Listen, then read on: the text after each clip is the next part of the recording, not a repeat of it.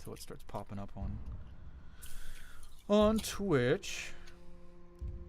Okay, looks like it's rolling now. You know it's going when Steam pops up. Yes. Steam. Well, I know anything's going when Steam pops up because it'll just do it for any given reason. Okay, so all right, I won't do a formal introduction here, but hey, everyone, we're starting the Great Miasma tonight. Let's play the trailer quick before we get into the game proper.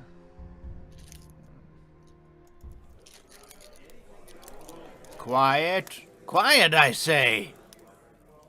What is that there? Hand me that small book hanging out of that dwarf's pocket. Ah, there's a good lad, thank you.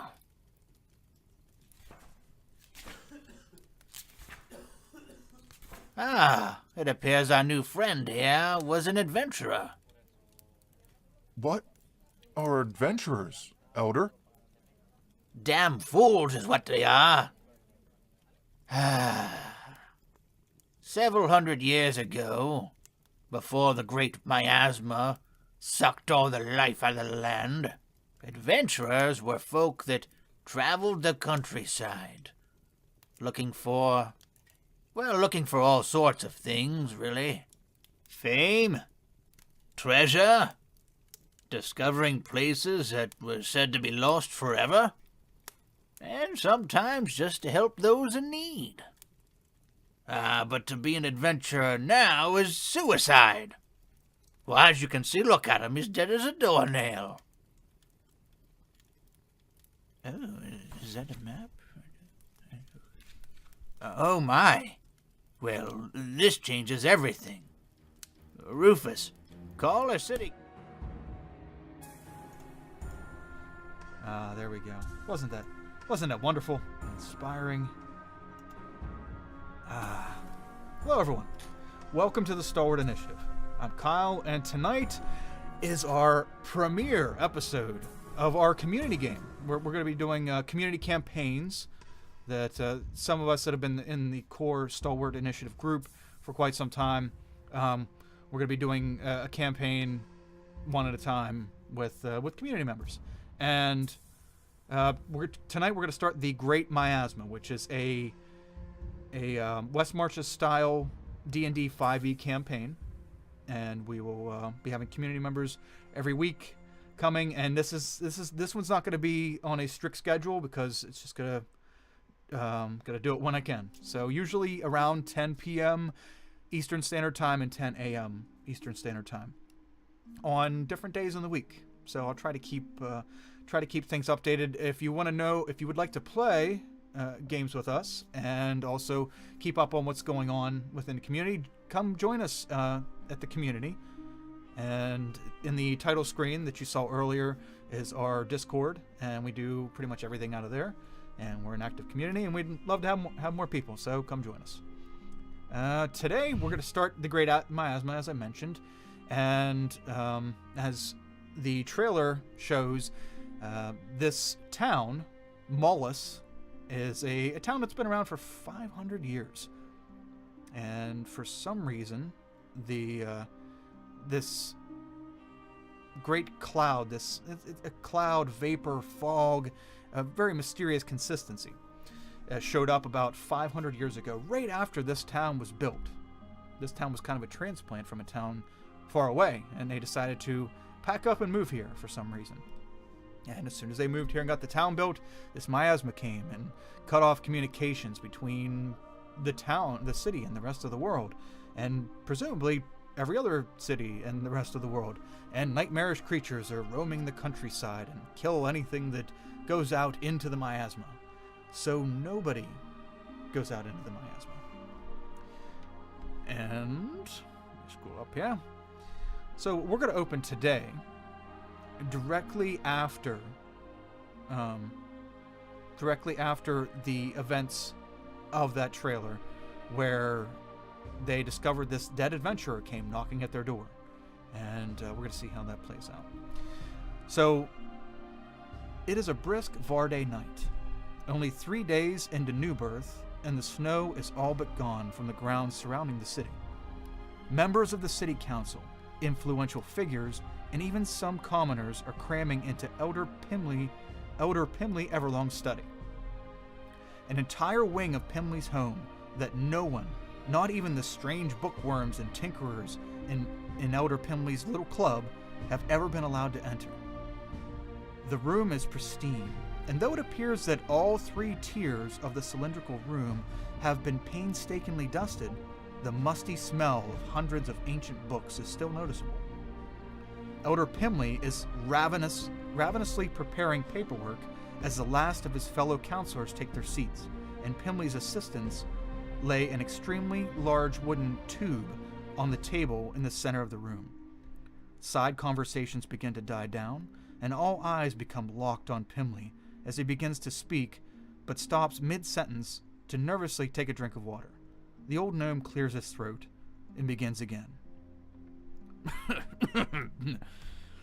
Yes, I'm sure you're wondering why I've called all you here.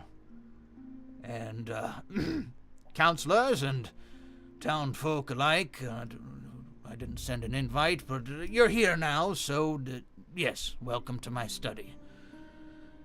As you all know, our city has been deteriorating since this damn miasma showed up hundreds of years ago when I was but a lad, and most of you were just specks floating around in someone's scrote. Anyway, so what happened tonight was the first in, I think, a series of major events. An adventurer showed up at our door, a normal dwarf man. But he showed up and he died right there on the spot, dead as a doornail, as I mentioned before. Well, the reason I called you all here and why this is such a big deal is that this dwarf, in his journal, which poor dumb thing had scribbled in a bunch of nonsense, but it looks as though he had a map of his travels. And what this means is that he's traveled. And that we can travel. All of us. It's possible. Sure, he died. But, it's possible. He holds up a piece of paper that looks... it's kind of a small piece of paper. This is the paper I tore from his book. And on this is a crude map with no scaling, and it's not very well done, but it seems as though he's traveled for days. Days. Do you understand? Days. We could find a way to heal our city. There must be something out there. There must be help. Do you not understand? And Pimley looks Tad around. holds up his hand. He's like, Elder, I know maps. May I see the map, please? Oh, yes. Yes, here's the map. Thank you. He has it back. Tat, I need you to calm down. I'm talking to the council here. I know you mean well. I'm sorry. A new map. I'm too excited. I can't hold it in anymore. I'm sorry. I just need to see this map. You please continue. I'll be quiet from now on. I promise. Now that I have this to look at. Oh, it's okay. I didn't need it anyway. I've been looking at it. And Tat, you were one of the 4 people. They are the 2 people that carried in the large wooden tube. You don't even know what's in it. He just asked you to go grab it, and then he walked up to make his speech. And the large wooden tube on the elongated, sturdy wooden table in the center of the room. Pimley takes another drink of water, and he says, Councilman, what I'm trying to get at here is we need to look elsewhere. We need resources. We're slowly dying here. And a counselor cuts him off and says, Mr. Everlong, Pimley, you must be...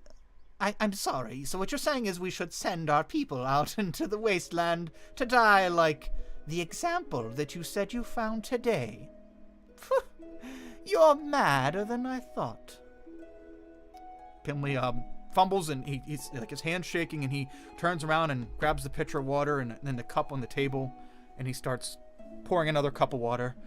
He's like, He takes a drink and he looks back at the counselors. I'm not saying that. I'm just saying that we have a chance here. We have a chance. The miasma is rising up. It's no longer choking the ground. It's getting higher. There's something going on, and I'm saying there's a chance to save the city. Just hear me out. Pimley is again cut off, this time by another counselor. There are 5 counselors total. There are 4 counselors sitting in seats in front of the little speaking area that Pimley's at. And the second counselor, a Goliath man, stands up, full height. He says, Pimley, so you're not saying we send our own people out? Are you going to go out yourself? Are you going to lead this this adventure? And as he says that and sits back down, several people in the back of the audience start laughing. And Pimley kind of holds his head down a little bit. And he says, No, Counselor Maderith, I that's not what I didn't mean that exactly. Look, I would be willing to help anyone who would be willing to help us. We need to organize. We need to find a solution for this problem or we're all going to die. Me, probably pretty soon. And all 4 counselors stand up. And they all look like they're getting ready to start a rant on poor old Pimley. And they all start, one at a time, start breaking out at, oh, you're crazy, you're mad, your harebrained schemes, and they all just start blabbing at him.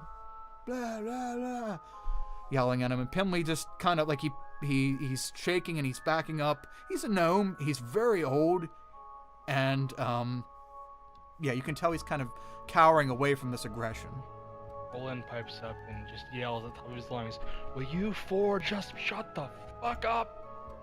Can't you see that he's trying to do something for this city where you guys are just sitting on your ass, lapping up the life of luxury or whatever the fuck it is that you do in your off days? Olin, Seriously.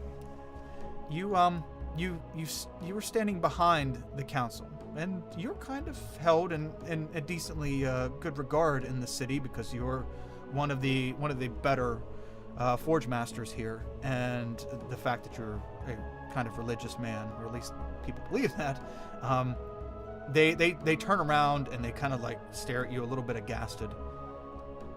And Elder Maderith says, Look at him. I mean, really? You guys really think this could work? This is madness. Yes, look at him. He's trying. What are you doing? Resh stands up and in solidarity with whoever just spoke, Olin, and says, Something must be done. Status quo must be changed, and Pimley is trying to do that. Yes, it's all I mean. We can refrain from heated arguments, name calling. It would be very helpful. The counselors kind of like, they see that you guys are starting to turn on them, and there are a couple other people, commoners, that are starting to like, yeah, they're right. Yeah, they're kind of they're with you for a minute, and then they're kind of like just being quiet. But it seems as though the counselors really don't have the backing of the crowd in large as they did when they first started their verbal assault on Pimley. And the counselors are like, all right, whatever, Pimley, you're on your own.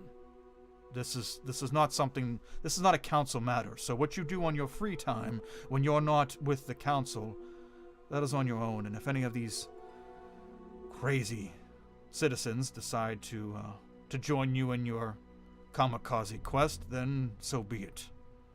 Good day, Pimley. And Maderith, the Goliath counselor, walks and leaves the room, and the other 3 counselors, all of them but one, the 2 of the other 3 that haven't spoken yet, they just quietly leave. And the stuck-up elf guy, who is Sterno, he kind of and follows suit, and the counselors leave. And slowly the commoners start filing out as well. Pimley is coming back and to talk to you, Tat, and the other assistant that he has. And as he's doing so, what is everybody else doing? I'm just staying behind as one of the commoners. Go up towards them, like, try to hear what they have to say about the matter, because I believe that, or I try to tell them that, you know, give them my point of view. I believe that this is a good idea. Okay. So Lothar, We should. okay. So Lothar, you're walking up to have a word with Pimley? To Pimley and the other two that are standing by him. Okay. Okay, so you three have stayed. Eeyore, what brings you into the town meeting? You heard, I mean, you must have heard something. You have some eyes and ears in the city as well, but you must have been in town for something, because typically you kind of chill out in your temple that you have that you run with your taboo religion. So now that you're journeying into town and you caught a whisper of something big happening and you've showed up over here, what do you think of all this, Eeyore? Yeah, so Eeyore is just standing in the back of the room, up against the wall with his arms crossed, observing and watching. Not really saying much. His interest is definitely peaked though. So. Okay. Okay. So Pimley turns around after Tad, after telling you to start taking the cap off the end of the wooden tube, and he's shaky, and he turns around and he's surprised to see that you three, the three that walked up, Aresh, Lothet, and Olin.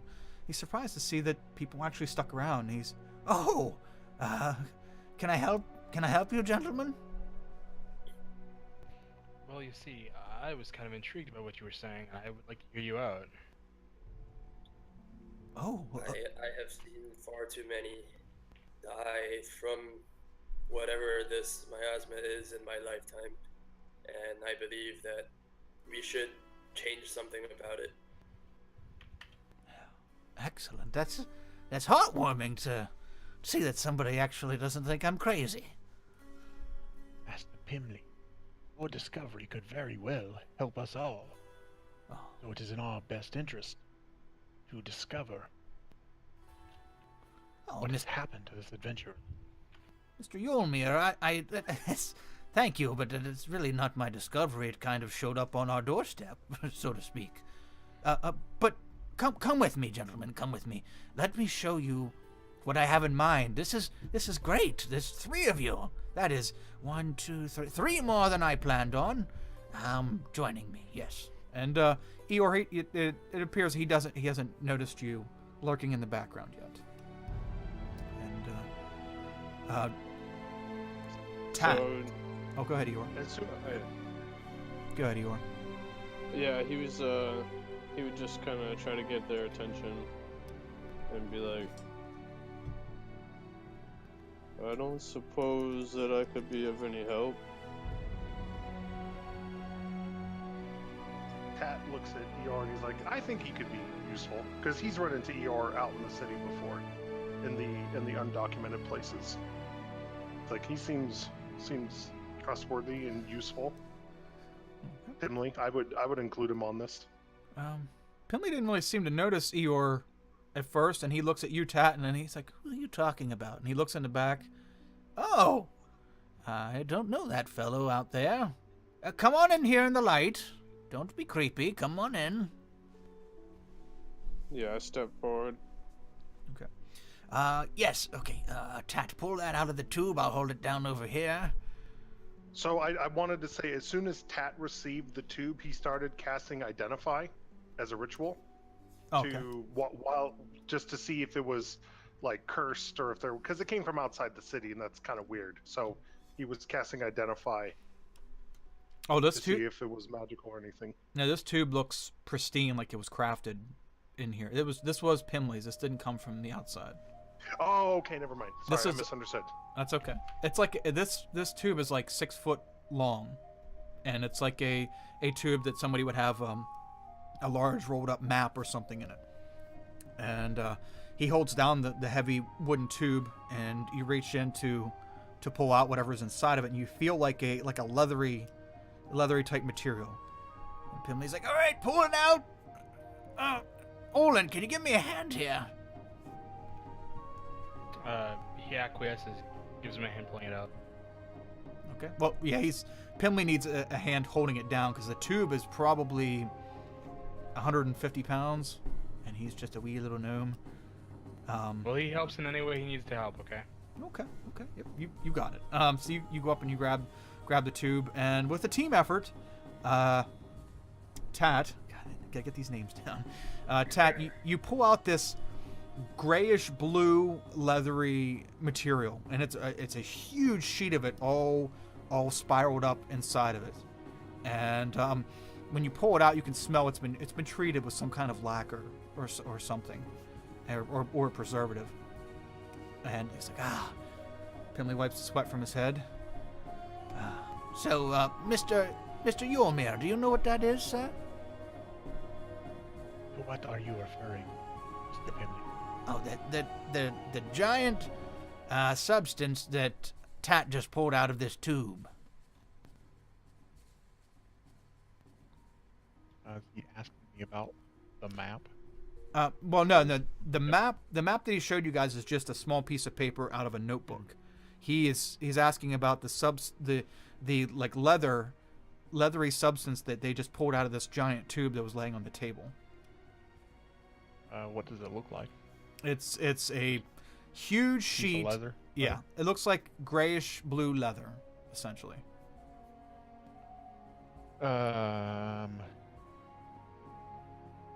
Sure, Mr. Pimley.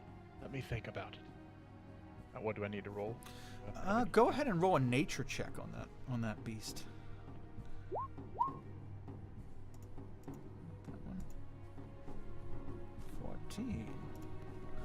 Not bad. Okay, you can tell it looks like the hide of something. The hide of something. Yes.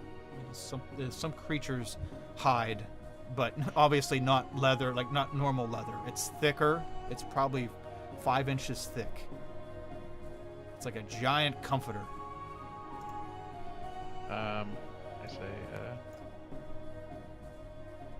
well, Mr. Pimley, it looks like leather to me. Pretty thick leather, but I'm not sure other than that. I'm no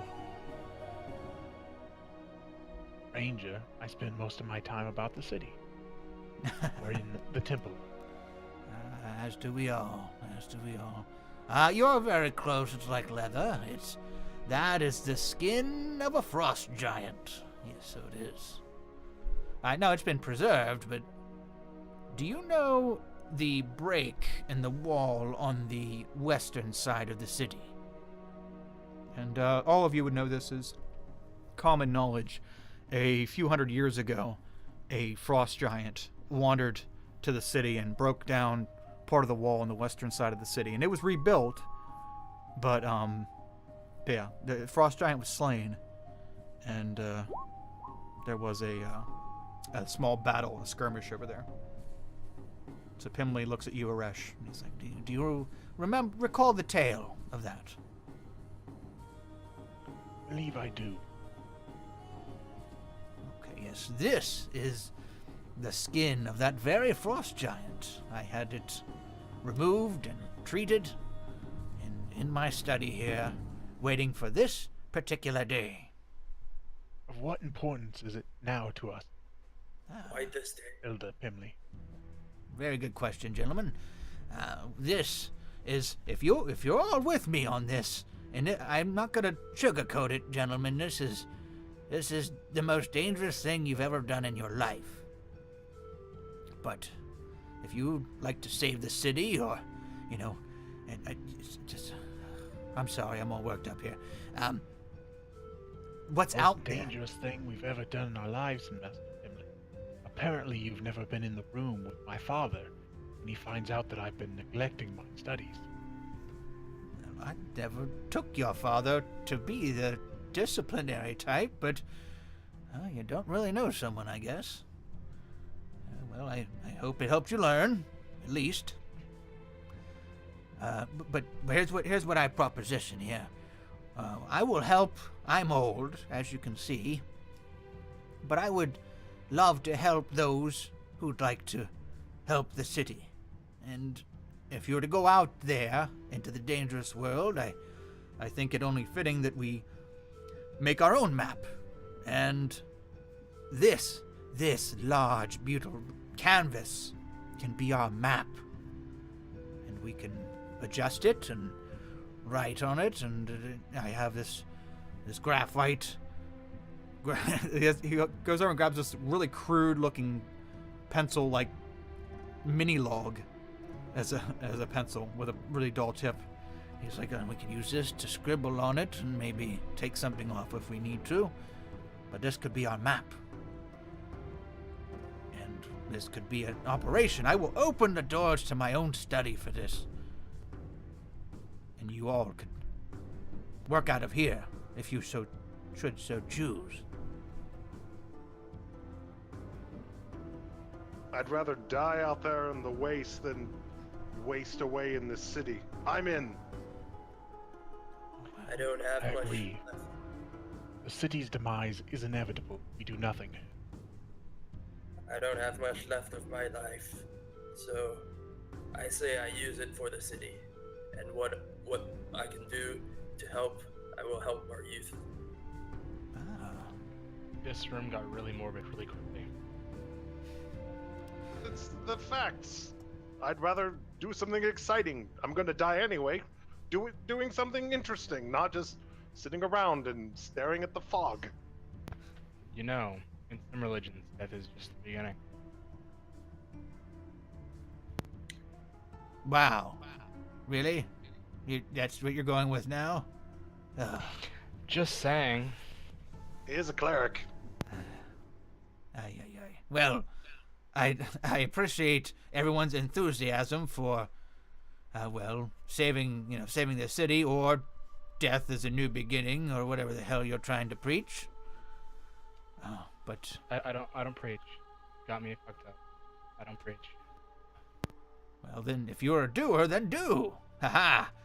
And I'll give as much guidance as I have, living in this blasted place my whole life. So, anybody got a game plan on how this would go? I mean, I'm not an adventurer, so I don't know. Well, neither are we, but we'll come up with something. Okay. Let me go back to the bar and try to get some food for us before we leave. Okay. Well, but before you go, Mr. Lothet, take a look at this. And Tat, he asked for the map back. You should be proud. Okay. And Tat hands it back. okay. Kyle Crashenheart, hey, thanks for joining the initiative. Let's see. So Tat hands the map back, and Pimley shows this crude small map to you guys. And if everybody looks in their handouts, they will see that they now have the very crude map that the dwarf had in his journal in your handouts. This isn't very explanatory. He seemed like a bit of a dullard, but this shows progress, gentlemen. He's traveled. I don't know where home is, but he's traveled far. So we can do it. You can do it. And I'm here to help.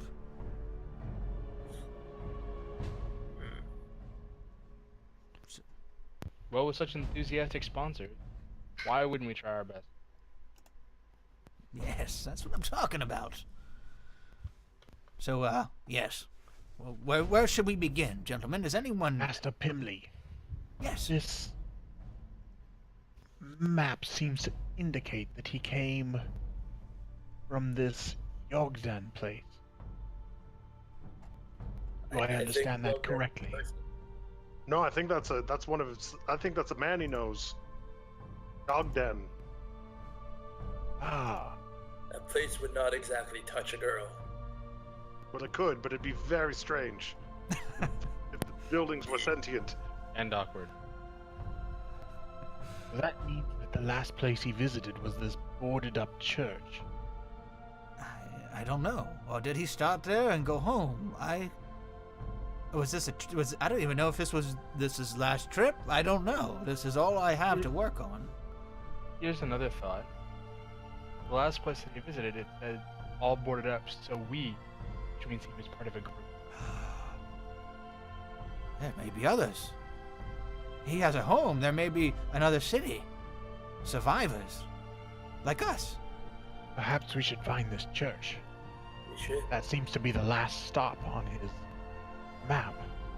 Yes. But it's the last stop on this map because he died. So we should be prepared for something. Should it happen? Well, I mean... I think that perhaps we're getting a little bit ahead of ourselves. We haven't been outside the walls in, well, I know I haven't, ever since the miasma came, and I'm a human. I'm very short-lived, comparatively speaking. Perhaps we should just start seeing what we could see, as the saying goes, and map the immediate area around Mollis.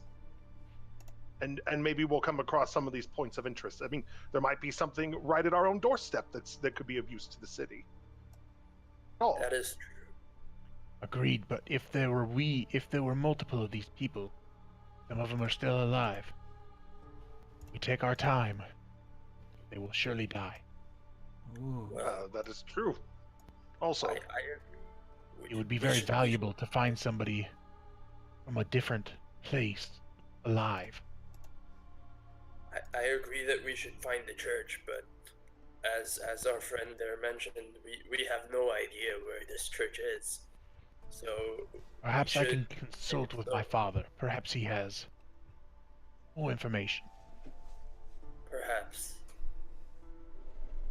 No. Very good. Yes, you're drawing a plan together. If there's anything I can do to help, you let me know. I'm limited resources, but I have all these books, and I will research for you. I don't know, but I will help any way I can. Well, it would help if you could pay the tab for the meals that I'll get for us before we set off. Ah, rations. Yes, of course. I will write you a credit to give to the to whatever shop you go to.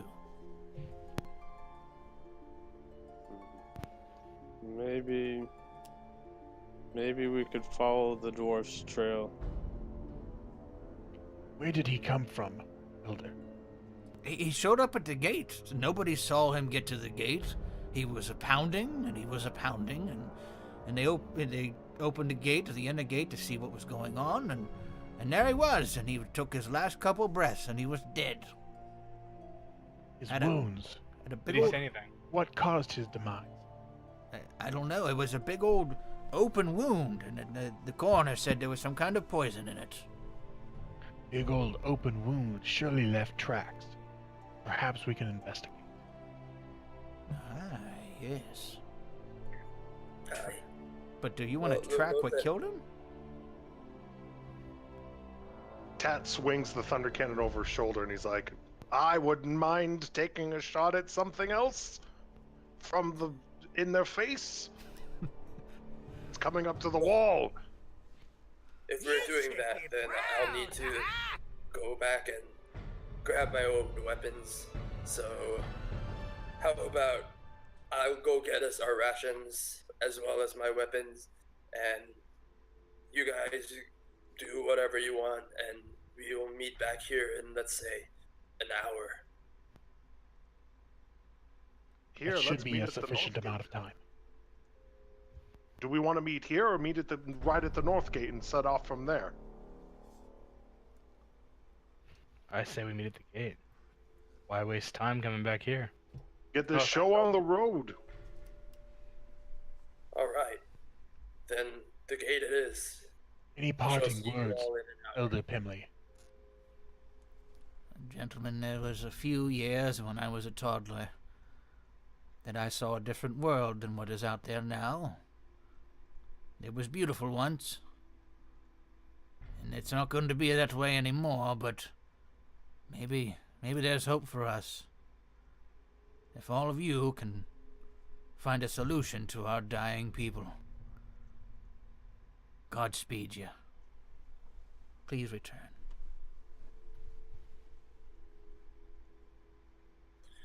Alright. Break. Let's go. Yeah. 1 hour. Be at the gate in an hour. We're leaving you. Let's go, boys. Da-na-da-na-na-na. Yeah, he gives you. He doesn't forget to give you Lothat. He gives you a credit, signed by him, as a counselor, and it will be good for any food supplies that you need, within reason. So okay. So speaking of that, since you volunteered for to take care of the rations and whatnot, what are you doing after you leave Pimley's? So you guys break up and go your separate ways. Where are you going, and what are you doing? Me? Oh yeah, you. Well, I first head towards the place where I work. Because that is where I know the chef can provide good food for us while we travel. Food that will not cause any stomach issues. No dysentery. Okay, so you head to Quigley's Tavern.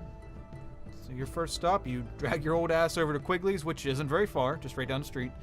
And Quigley's is coincidentally right by the gate. There used to be 3 functioning gates in Mollis. Now there is just one. And that's your meeting spot, and sure enough, you're right by there when you go to Quigley's. So you go to Quigley's. You are Quigley's head brewer. Head of the entire department of 1.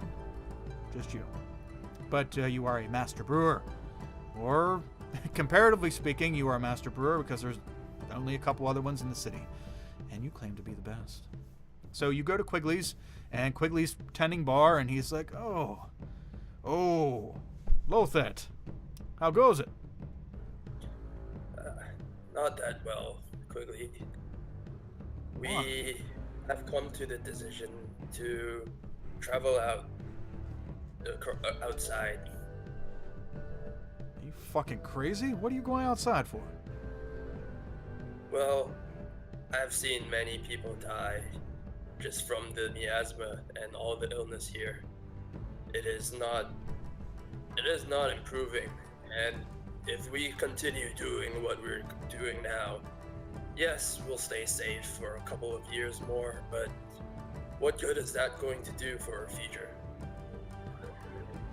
I understand the future, but Lothat, you have a place here. You've lived your life here. You have a job. I respect you. People respect you. You want to throw all that away to go out and wander out in the miasma? Have you lost your mind? Well, I mean, I understand that. I know where you're coming from. I've lived a long and a very fulfilling life. But as you've mentioned as well, it has been a long life. And I do not have much longer to live. And I would prefer if I used those years left for the good of our youth and the future, rather than just be here helping people, well, enjoy their drinks. Quigley lets out a big sigh. Well, if that's your decision, I can't stop you, but I think you're crazy. Your heart's in the right place, but I think you're crazy. I understand, old friend.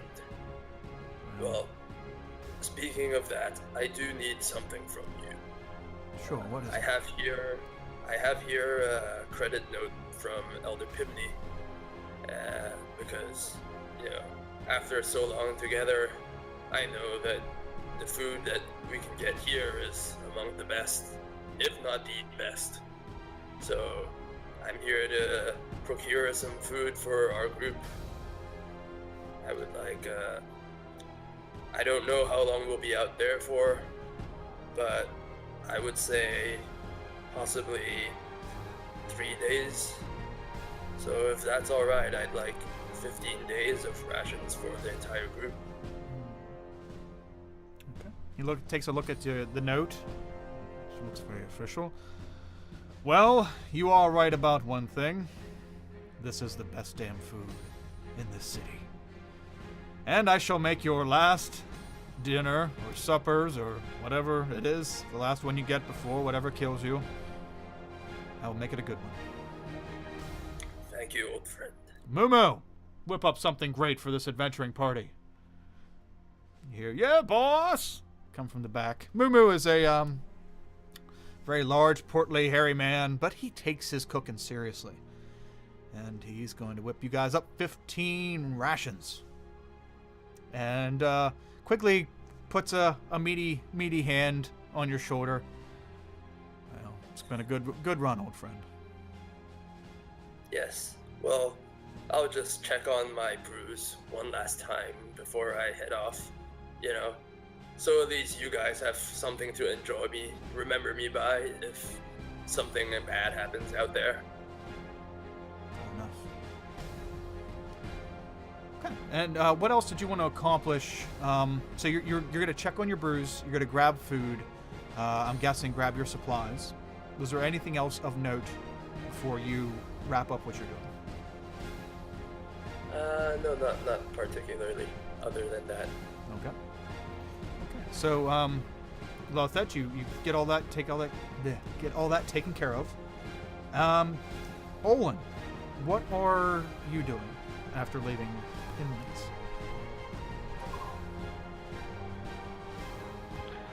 Inlands?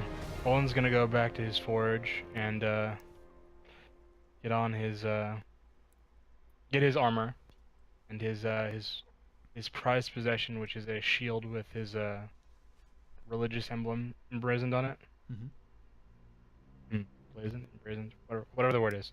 Anyway, and he's gonna grab his 2 holy symbols. And I'll explain that when it becomes relevant. He then goes over to the weapons rack because he forges weapons and whatnot. He's just kind of looking at him like, I don't really know how to use any of these. And he grabs a mace. He's like, just kind of smack people with this. I guess this will work. And he grabs the rest of his kind of inconsequential supplies and takes good, I don't know, 15, 20 minutes to pray in front of his forge. And then he heads off to the gate. Okay. Can you do a religion check for me, please? I can. I doubt it'll be any good, but I can do it. You are capable. Yes. Yeah, no. Okay. Yeah, I maybe. told you, doubt it'll be any good. Yeah. Okay, so there's no divine that boys, but that's okay. Yeah. So you do your praying and you take off towards the gate. Yep. Simple, effective, and you are armed and ready to go. Mm-hmm. Very well done. Okay, Aresh, what are you doing? Aresh is going to head back to the Temple of Bahamut and ask his father, Leoric, if he has any advice or any information in the quote-unquote archives of any churches that existed outside of the town. Okay. Ah, Aresh. I've always feared this day would come. As far as help about the outside world, it is beyond me for knowing. And the divine light, Bahamut has not guided me in any such quest. But if you feel, I know you're coming into your own, and if you feel that is where you're being guided to, I am not going to stand in your way. know that I respect you and I love you. And you deciding to follow this path for the Platinum One is great. And I feel in my heart that you are doing the right thing and that you will come back to me. Thank you, Father. Be safe, my son. And he looks... Leoric can be a little bit closed off emotionally a lot of times, but on his face now is general admiration and concern. So he is letting himself out of his shell a little bit more than he would typically right now.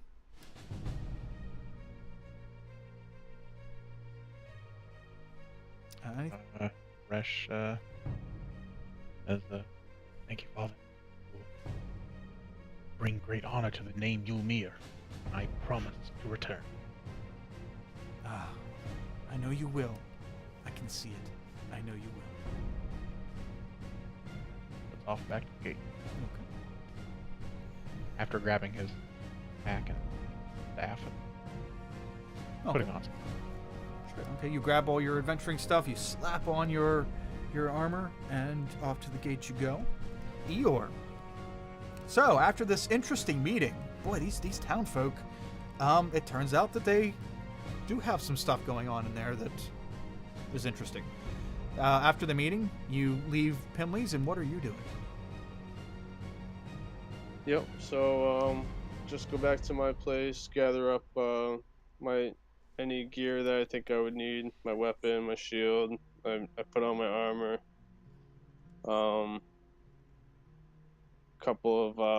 I grab my herb kit and get ready to collect any mushrooms or herbs that I come across for to experiment with later, to run some tests on and stuff. Okay.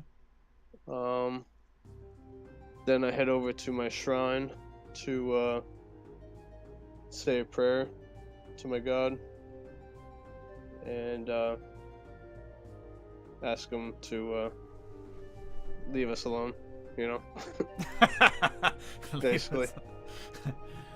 Dear Heavenly Father, can you please not fuck with me on this night? Yeah. Okay. Then I tell one of my most trusted fellow worshippers to continue keeping track of the dead, of any of the creatures that are killed outside the wall, that come up to the wall and that we kill, as well as any members of our community that die, and to remember to give them all proper burials. Okay. You're one of your most trusted.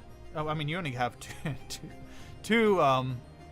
We'll call them cultists for lack of a more sensitive word. You only have two other acolytes or deacons or whatever you want to call it. And one of them is Michel, who is a male green dragonborn. And Michel says, Yes, we will tend to the dead that we find, and we will worship while you're gone, I'm sure. But you will return, right? Don't leave me here with Randy. Don't do that. I'll kill him. Please don't kill him. I won't be too long. But he's so fucking annoying. You only say that because you love him. If love involves a butcher knife, then yes, I love him. roll a religion check for your little trip to the shrine.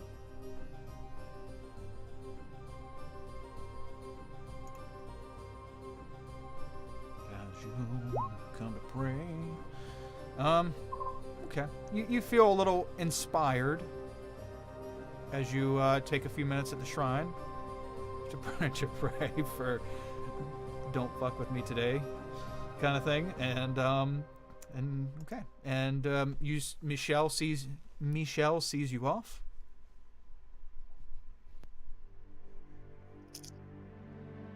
Farewell. I'll see you soon. You're so emotional. Drives me nuts. Okay, you head to the gate. Tat, everybody else leaves. Pimley turns to you. Well, what do you think of our new adventuring group? Dear God, it seems so weird. I mean, who knows? I don't know all of them that well. I know of them, of course. But I think it's better to try, don't you?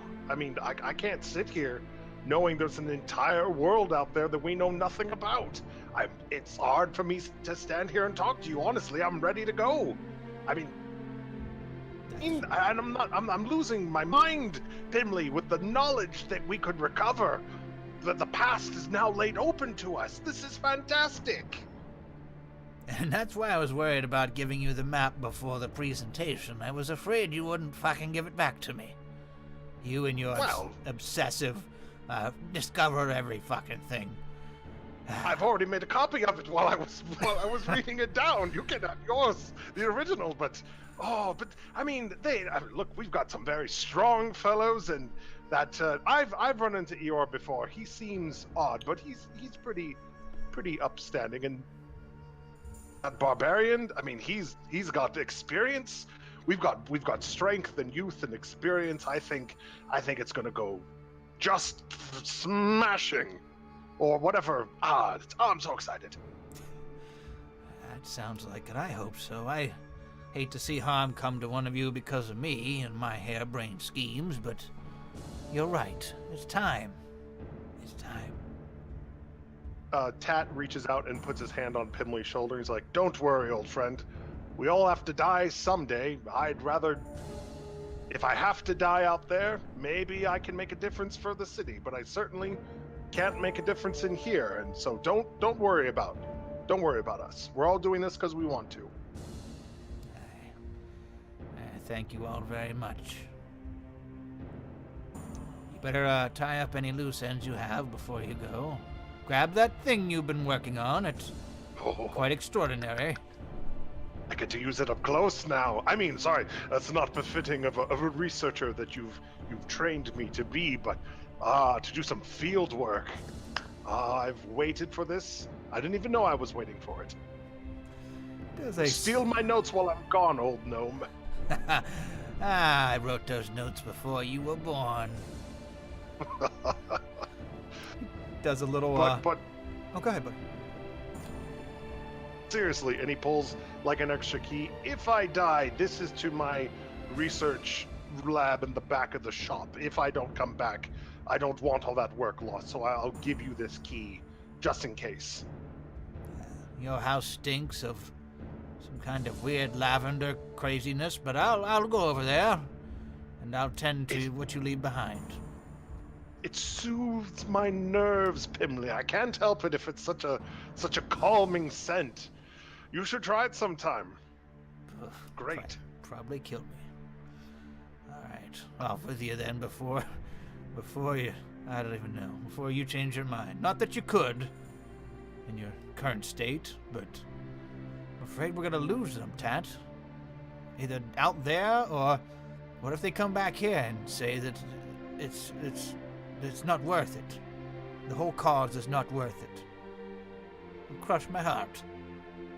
Well, then I'll point the thing I've been working on at them and make them march back out. I'm kidding. Look, these people, they care about their home. I don't think you have to worry about that. We just have to I'll do my best to make sure they come back alive, but I don't think you have to worry about that, Pimley. I think we're good. At least I hope so. I hope so too. Good luck. All right, we'll be back. I promise. Tat, what else would you like to do before you hit the gate? So Tat runs back to his house. He takes divided into like an outer workshop and like an inner like private space where he lives and pours through books that Pimley has given him or stuff that he's researched on his own. In the front, he puts out all of the smithing jobs he was working on for various people, kind of like in the collection box, in case he doesn't make it back or they come while he's gone. He grabs all of his tools, which are extensive. He has quite a few tools, kind of slips into his mail pack. He grabs the thunder cannon and all of that he'll need on the way. Set of like papers for like taking notes and like especially the cartographer's tools. And then he takes a copy of all of because he's been compiling his own research about the city and stuff, and he locks that away in the back so that in case, and he tries to tidy it up so that if Pimley does have to come, if he dies, he'll be able to decipher all the research that he's done on various things. And then so once he's got all of his loose ends in order, so to speak, and he doesn't lock the outer shop because people need to come pick up the things that he's been working for them. Okay. Towards the gate. Okay. He locks the inner shop. Okay. Excellent. Thinking of the people that you owe stuff to. Very well. Very well done. Okay. Old for their work, and I don't want to.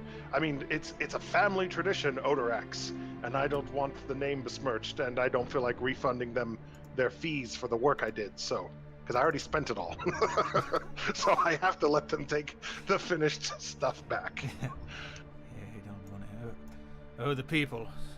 Okay, No. so you lock up, you open up, you roll out, and you head to the gate. Yep. Okay. So you guys are now at the gate. At the gate, there is a barracks. The militia barracks is to the left of the gate, and behind you, in the city, like one or two buildings into the city, is Quigley's Tavern. Okay, so what would you guys like to do? We've all arrived at the gate now.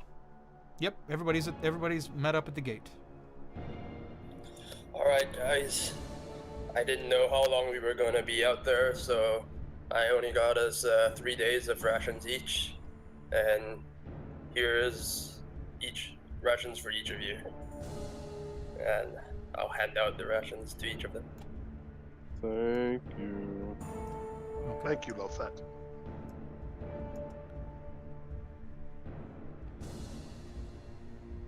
Thank you.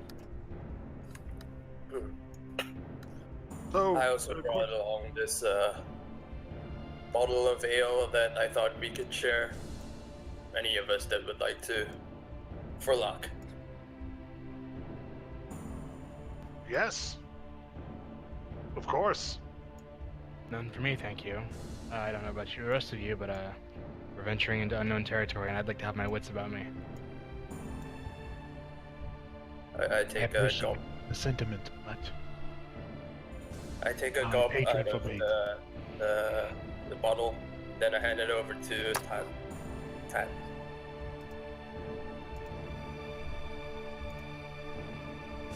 What were you saying, Arash? he just said thank you, but no thank you. Tad takes a little bit of a swig. He's like, for good luck. Some of these things aren't quite as scientific.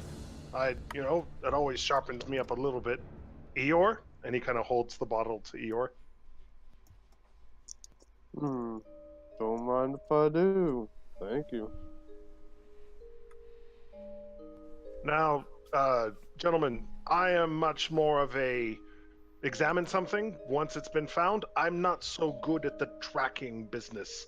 I don't suppose any of you fine folks are good at that. Are you? Afraid not. I I've had- can go ahead. do a little bit of tracking. Well, I've had minor experience back in the day, but I don't not familiar with it anymore. So how about Oh. we let your try it? Or Olin?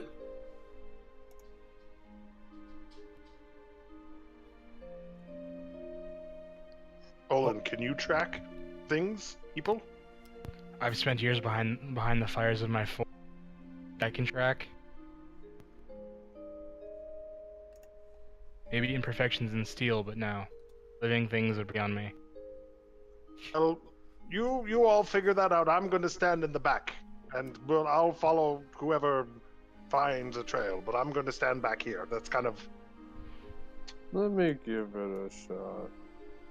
all right. Well, I'll stand here with you in front in case anything goes wrong, and I'll be able to help spot some things. Maybe, probably not the best tracker, but at least I'll have, another pair of eyes helping you out. Alright, so I cast guidance on myself, and then I try to track. Okay.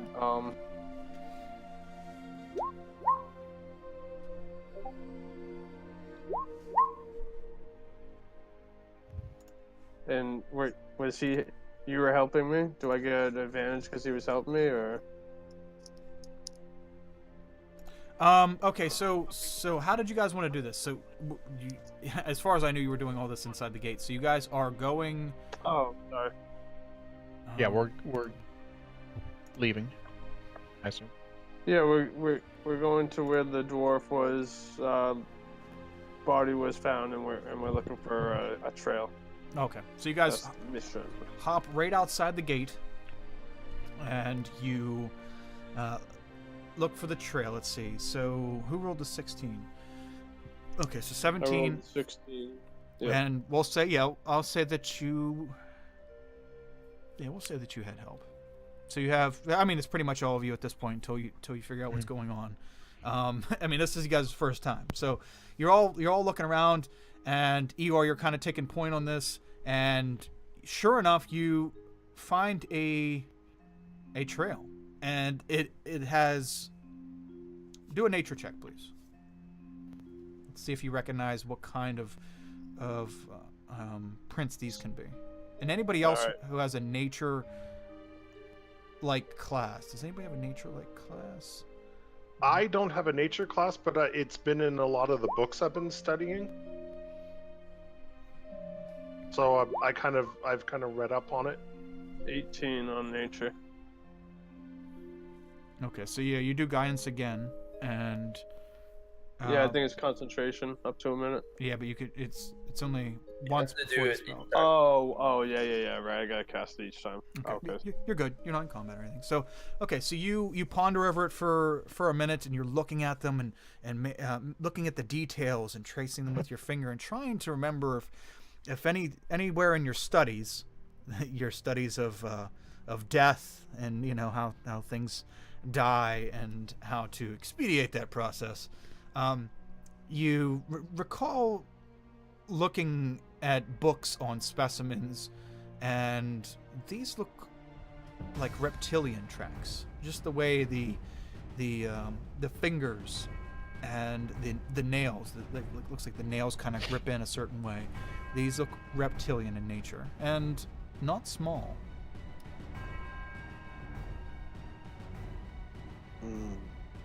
Yes. I think these are reptilian tracks.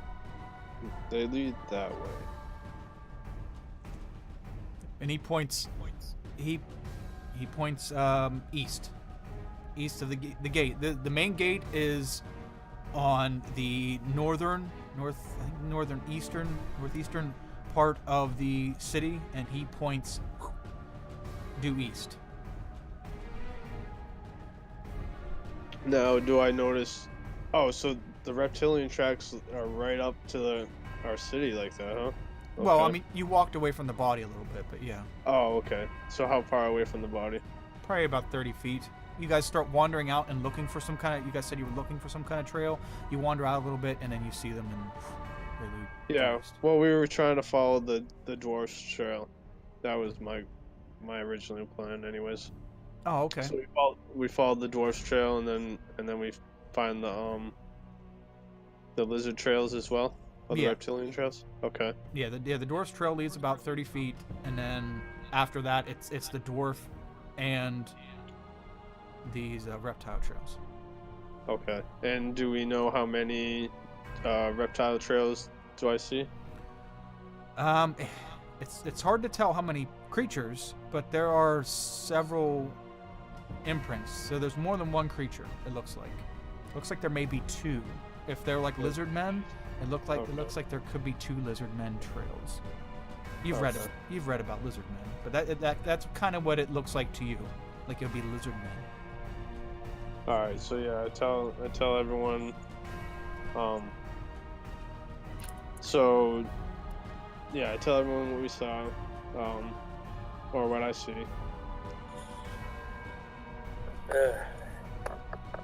Lizard folk. It's been a while since I've seen them.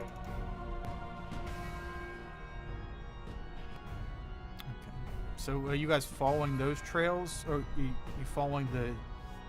Because right now those two, the dwarfs trails, the dwarfs tracks, and these ones kind of run into each other. Like they followed the same path, and they head straight. They head due east. You know that a few minutes north there was a forest. You know that a few minutes south of the city, and there is a pond. The pond kind of wraps around the south and southeastern side of the city, kind of like a boot. Some people in the city called it Bootlet Pond because it's kind of shaped like a boot. And but due east, you don't know what's due east. As far as you've ever seen is just fields. Well, yeah, I would follow the tracks. Let's keep following the tracks, yeah. Okay. Do they split at any point, or? Okay, so right now it's about 10 at night. What? It's nighttime. Yeah. Remember all this went down. Remember the narrative and the trailer and everything. It all says it's night.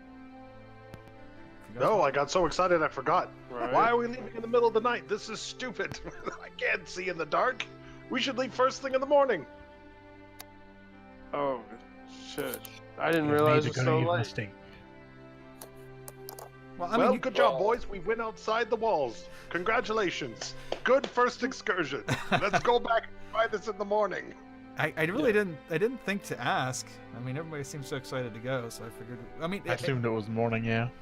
Okay. Yeah, I figured it would have made no difference because we would have had to, go through at least the night anyways. I figured that it would be better to have the night nearer to the town. Well, I mean, if you guys can go, you don't have to. It doesn't have to be daytime, like for you guys to do adventure. Okay, yeah, discussing it with the rest of the group. We just have so this is out of game. So we just have to return to the city by the end of this session. We don't have to do it in a single in-game day. Correct. We don't even have to go back. Yeah. So here's the Or way. avoid the bad things. The way it works is that we're gonna do a day in game. So since you guys started night now, regardless it's the next night pretty much. So if you start at night now or you start in the morning, it's still not going to. We're probably not going to wrap up until the next day, or you can be several days if you guys miraculously got several days without running into something. But whatever it is, it wraps up at the end of the session, and then however far you've gotten is how we're going to roll that many tiles back, that many hours back to see if you ran into something on your way back, and then we roll to see if there was any complications and stuff like that. For right now, for the foreseeable future, and how far you guys are actually going to get, because there are things that you haven't discovered yet. Once you start discovering things, then those things are discovered, and you don't have a chance of running into those as well, and you'll probably get farther, and you'll find ways to get back easier, and we'll cover that as we go, as we come to it. But for right now, yeah, it's like every few hours you travel, there's a chance of running into something. And the farther you go, there's more chances of running into it on the way back, or simulating running into it on the way back. Gotcha. So, Why don't we say that we made the distinctly wise decision to depart in the morning and not the middle of the night?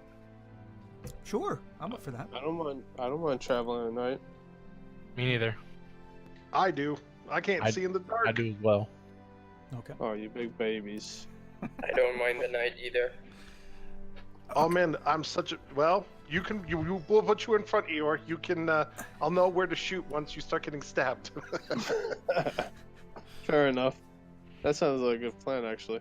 Yeah, that was my plan. You know the old saying, many things go bump in the night.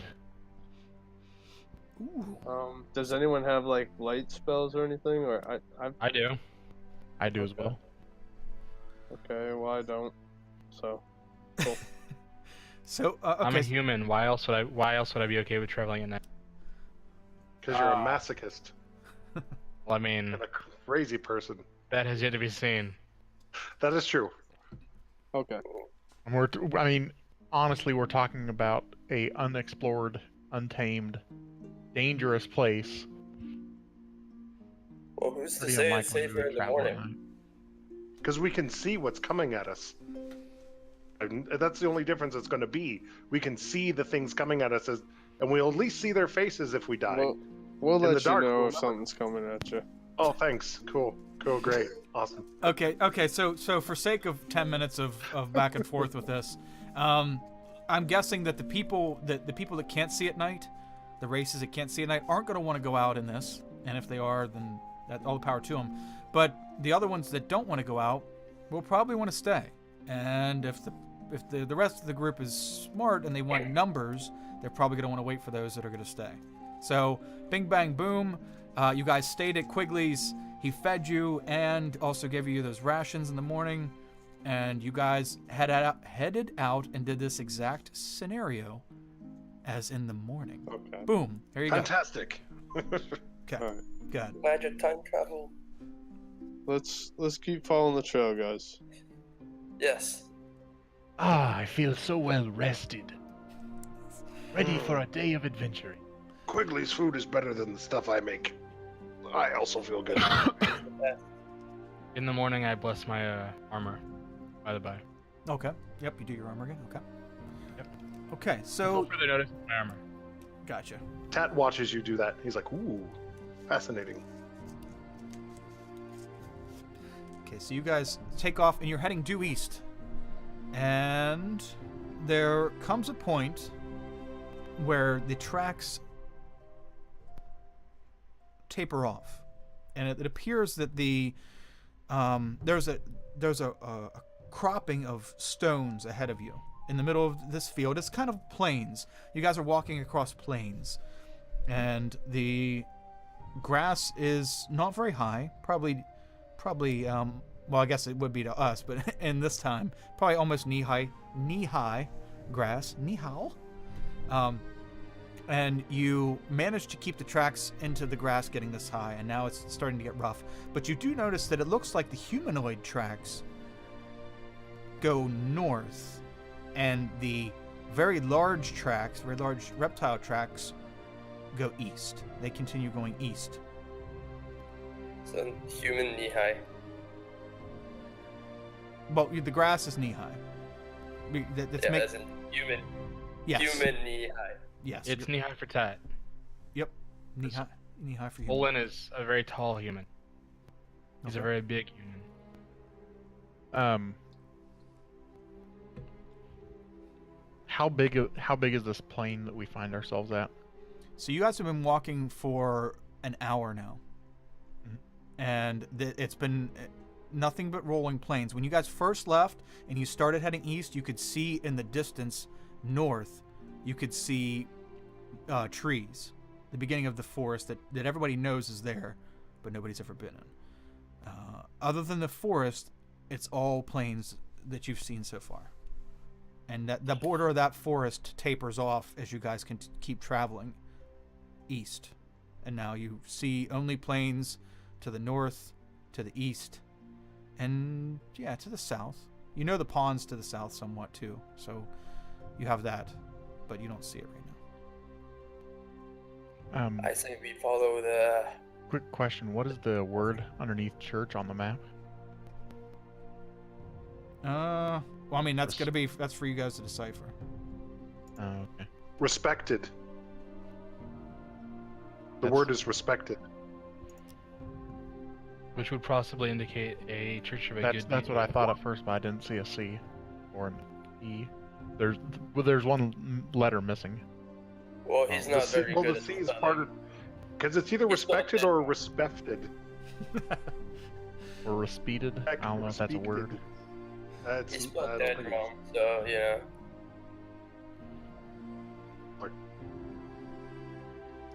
So I turn to the party when we get to the fork in the trails. Do you guys want to follow the lizard trails or the human trails? I said we follow the dwarf I agree. because we don't want to follow the thing that killed him. I say he's got a good point. Okay. Let's keep going then. I mean, are you keen to find some horrible monster that wants to rip our insides out and make them our outsides? I mean, I don't know. I don't mind. Could be fun. Okay. Note to the group: he's not making decisions. I sort of go a bit ahead and follow the dwarf tracks. Alright. Okay. Same. Yep.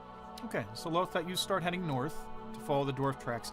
I mean, it isn't but 30 feet more into this tall grass, and the dwarf tracks start to become muddled, and in fact, some of them are scarce. You travel for 20 to 50 feet until you find another one track, and then it's kind of tapers off. So you maybe make it another 75 feet reliably north, and then there are no more human tracks.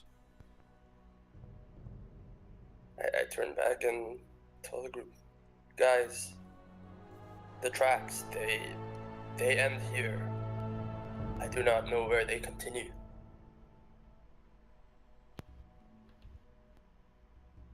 Do we see anything? Like a church? By chance?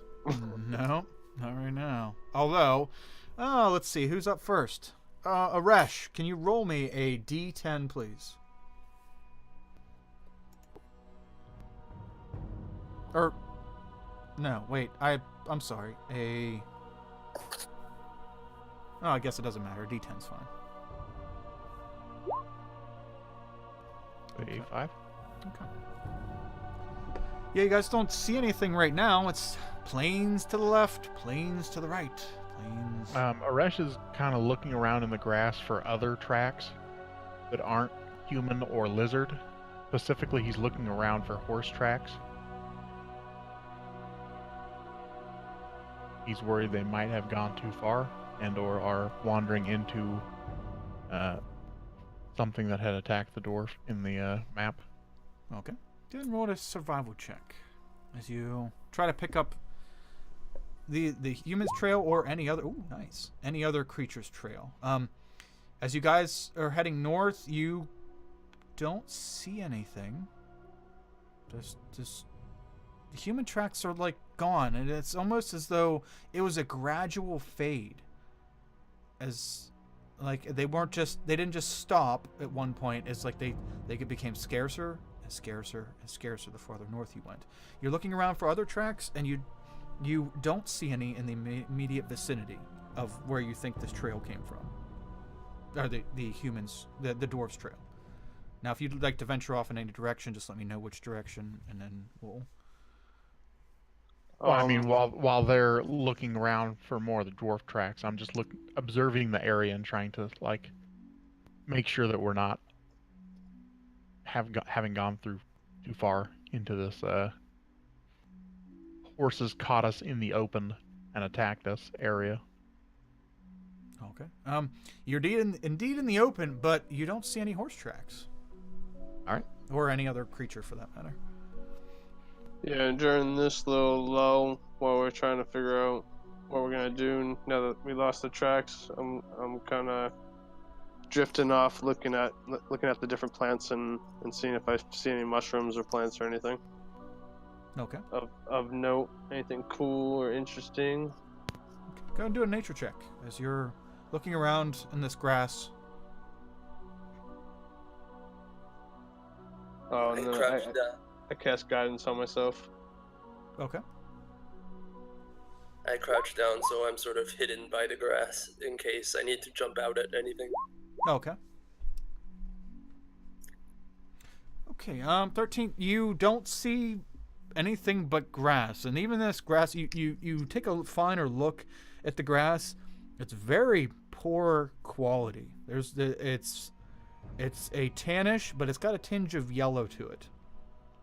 It looks as though that if this grass was evergreen, that that day has been long gone.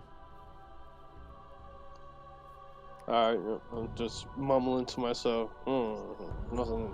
Oh, this grass looks bad, sick. Okay. Oh well. Alright. Okay, so what are we doing now?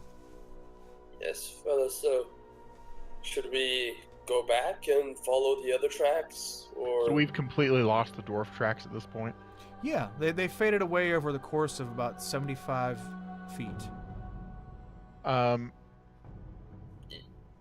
Tat said pulls before- out his thunder cannon, and he points it at the horizon, and he says, "Everybody, pay attention!"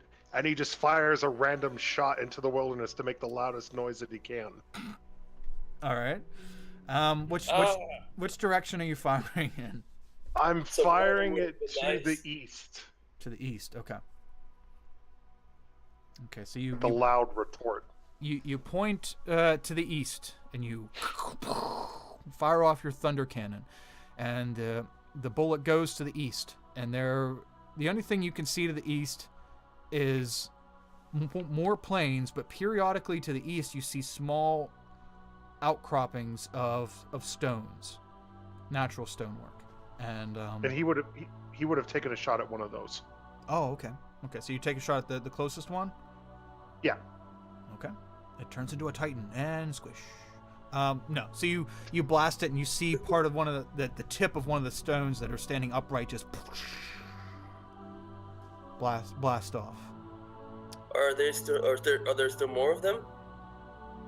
They're stones, yeah, just large stones. They're not, yeah, they're just large stones. Are we now the dwarven trail / lizard trail I guess the dwarven trail that we were following, was that along a already established path, or? No, you guys, there is no It was path. just- There, Okay. There- is no. you have You seen said- you no said path that they- or road. You said that they were like sort of mashed together, and then a bit more. Yeah, when you guys Were they originally, all- when you guys, were they all in the same direction? yeah, up until the fork. Up until the fork, it looked as though that this thing was either chasing the dwarf or the dwarf was chasing it. And then the fork in the road, where the dwarf's footprints looked like they were coming south, because that was a good survival check. So the dwarf's footprints were coming south from north, and the creatures were coming from the east, and they met up with the dwarves. So, you mean dwarves plural or dwarves singular? Dwarf apostrophe S. Or Okay. singular. How do the dwarves' prints fade? Do they just become less numerous, or less visible, or lighter, or in what way are they becoming harder to find? At the fork, as they go the farther north, there's less of them. Like sometimes you'll only see a single footprint, and then as it gradually goes north, there's not only less of them, but they look like they're lighter. Like they weren't, like when the fork met, where the two creatures were one running after the other one, they were very heavy footsteps. Like they were running. Something was going on. And this one, it seems to get lighter, and then not only lighter, but where the hell are the other footprints? and then they. So, would it be unreasonable for Aresh to surmise that maybe the dwarf was trying to hide in the grass That may and be. got caught? That may be. You can roll a straight intelligence check to see if maybe Can I like tactically. intuit that this might be what was happening with insight? I don't know if insight would really Can I give. read a situation? You know, guys, with the way these tracks actually look, it looks like something had picked this dwarf up at a certain point and it was, I don't know, flying with it. I think maybe he was hiding from the lizards in the tall grass. Could be a and they thing. found him. Perhaps Like- that is why that his footprints have become less numerous and harder to find. I like flights of fancy. Sorry. I don't know about the flying, but maybe we should just keep walking north. That seems to be the direction they were coming from. Yeah. Indeed. Let us check it out. I was just thinking, guys, dwarves are tiny creatures. I mean, look at this guy over here. A large bird could pick him up easy and carry him in. Just saying. True. Your theory doesn't really make sense because this technically would be the landing spot if they did fly him over here. So maybe the dwarf had injured it and it was crashing. I not so think hard. we would see signs of a crash. Either way, let's We don't walk know. north. It's all speculation. It's all speculation. Perhaps Maybe we you're should right. tread carefully. I shall take point. I will look after you guys. As I take out my shield and hold it in front of me just in case. Olin will stand back with Tat and just kind of be like grumbling to himself about how his idea he thought was have been really interesting, and no one ever listens to him. Aresh is going to promptly get behind the people with the armor and the metal and the shields. As Olin is saying this, Tat looks up from his maps and he goes, "Huh? What were you saying? Sorry, I'm busy trying to sketch out this damnable wilderness. I missed that. What was that? Oh, don't worry about it. Oh, okay, cool. No one ever Thanks. fucking listens to me. Sorry. I just keep blanking out. Sorry, I'm just so engrossed. Aresh is going to ask Tap what he thinks of his idea. Tap, Huh? what do you think of my deduction? Perhaps this dwarf was trying to hide in the grass. Maybe that is why his footsteps became so light. Tat nods at he nods at Eeyore. He's like, last time I Right. checked, dwarves. No, he's talking to Aresh, but he nods at Eeyore and he's like, last time I checked, I've never known dwarves to be small and light and easy to hide. I mean, if he was like a normal sized person, but he's like, and he points at Eeyore. Look, What kind of armor was the dwarf wearing? Or was he wearing any? It was like studded leather armor. Leather. What Okay, was so- what was left of it? pokes at Eeyore. He's like, look at this one. He's small, but not really. Right. I mean, maybe he hit. Don't, There are don't- exceptions to please the rule. don't poke me. To make about loud noise and see if anybody showed up. I'm not exactly sure you want my assessment of wilderness experiences. I don't know. Either More one's well valid. read than I am. I read magical treatises and technological documents. I don't read how to build a tent in the woods. That's not kind of what I've been studying. Do something instead of standing here in the open. I don't like this anymore. We should move one direction, flip a coin. We should move north then. That is where the tracks came from. I agree with that. So let's I just put it guess. that way. Cool. Okay. As they start moving, Olin says, so what I'm getting from this entire conversation is we shouldn't look to Tad for Pointers on stealth or survival in wilderness. Okay, understood. I mean, I can kind. I'm not. I'm kind of loud, and he jabs a thumb at the scale mill he's wearing. He's like, it clinks. I haven't figured out how to make it stop doing that yet. If we're going to continue moving away from where the path has led us to, into the kind of unknown-ish part of this area, I think Oresh is probably in the back, is he not? If that's where you Well, want Tat's to in the What's very the back. what's the walking order here? Tat's in the very back. Tat and Owen were in back, and Eeyore was in front with Okay, well, Oresh is going to take out a dagger, and he's going to start chopping down some of the grass along the path. That way there's kind of a little trail for us to follow back. That way we don't get lost. Okay. Smart. Okay, Lothet, you want to roll a survival check as you lead this brutally efficient adventuring party north. And then I need, who's next? Eeyore to roll a d10. As you guys just finish your second... Are we allowed to help him spot tracks and stuff like that when he's rolling survival? If he's leading, then no. If you guys stop to examine something, then yes. Okay. If it's just normal travel, then no.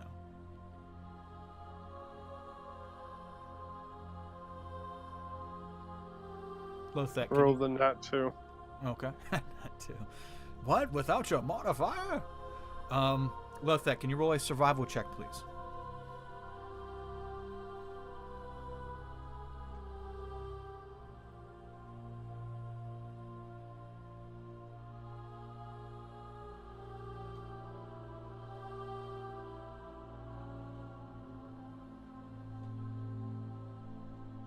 Seaford. Oh, there you are. Nope, that's not you. Seaford. Seaford. Do you have your mute? Are you muted? Something like that?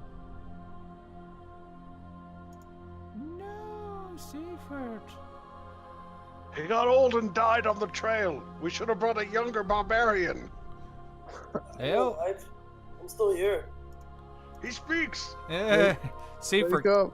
Yeah, Seaford, can you roll a survival check, please? I think my internet's cutting out. I'm fine. Okay. Can you roll a survival check, please?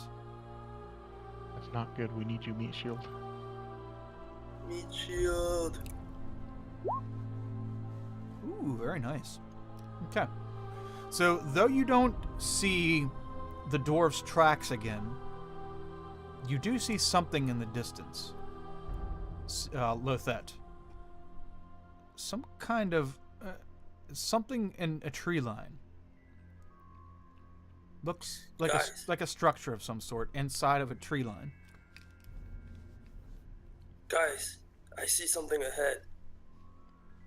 It looks like something someone built. I'm going to check it out. Yes, we should all check it out. Perhaps it's the Okay. church we are looking for. Maybe. It's like, So yeah. this thing is like in the tree line. Like is it like in the trees or is it just at that height? Yeah, so you've walked quite a bit since you left, since you guys left that conversation, and you've been walking, and it's been pretty much nothing but fields. But up ahead, about I don't know, several hundred feet, you see what begins to be a tree line, and you keep walking towards it, and then eventually you start to make out some kind of structure inside that tree line. Is this part of the same forest that is north of the city, or is this a different forest system? You don't. Is there any way to tell? You'd have to check when you get there. Well, actually, you don't have any reference, but it may be, it may not be. I don't know. I guess my question is like, has it been continuous trees to like the north and the west our entire time we've been moving north, or is it because that was kind of the vibe I was getting as we were heading north, that there was that forest? Yeah. So you guys Essentially- traveled east an hour, Mhm. and then north an hour, and the first hour you could see forest to the north, to your left, and then you lost sight of the forest. But now that you've gone Okay. north, now you're seeing forest in front of you. So either that stretches the whole way here, or it's two separate forests. So gotcha. That's why I wanted to know. Okay, thank you, Kyle. You're welcome. Great. So go up and check the whatever structure it is. Okay. Let's take it slow and careful though. Yeah. Okay. So you guys want to slow your pacing down? Yeah. Yeah. We're That'd gonna probably be a good idea. Okay. take the Stealth defense. if possible. Yeah, stealth I'm- and Okay. Here's how I'm gonna handle pacing. So at a normal pace, you're just taking your time walking, and checking things out and just traveling, like Lord of the Rings traveling, just walking, is a normal pace. If you want to stealth the whole time, or if you want to do something that would really slow you down, that'll be half pace. Do you understand what I mean? yeah, Yeah. we're gonna half pace it. Okay. Yeah, just up to the structure anyway. Okay. Not the whole time, but just as we approach the structure. Sure, no problem. Everybody make a stealth check. I'll take the average. Can I And put guidance on everyone? You can put guidance on one person, All right, myself. and those with disadvantage due to their armor, it counts here. Those with advantage, just let me know it's advantage for one reason or another. That way I can calculate that in. Okay. So mine's a 12. So yeah, somebody let me know if their disadvantage. Okay, so Lothat, you got 17. Nice. 20. No, that was the survival check earlier. I got Oh, yeah. 19 for this one. You're right. Thank you. Thank you for clearing that up. Okay, so ooh, a Resh. Very nice. 20. Tat, is yours a disadvantage? Yep, that's why there's two and why one of them's in gray. Okay. So it's the 6. I assumed. Just needed to clear. Okay, so plus Yep. 6 plus 19. You're the only one with disadvantage due to armor? No, I have this. I also have it too. Okay, you got. Let me know. Okay, so Olin and Eeyore both have disadvantage. So plus Yeah. 8. Plus, You can set your sheets up to toggle disadvantage or advantage. Like mine does, where your disadvantage is grayed out. Okay. Divided by 5. Okay. You guys are trying. You guys are slowed down your pace, and you are, you are heading towards the wood line up ahead. This is going to cost you guys some time, but you did get an average of 13, which isn't too bad. And you guys get to the tree line, and right inside the tree line, you can see. God damn. I am so excited that you guys have seen. Nearly. You rolled. Oh yeah, you already did. Never mind. A chapel.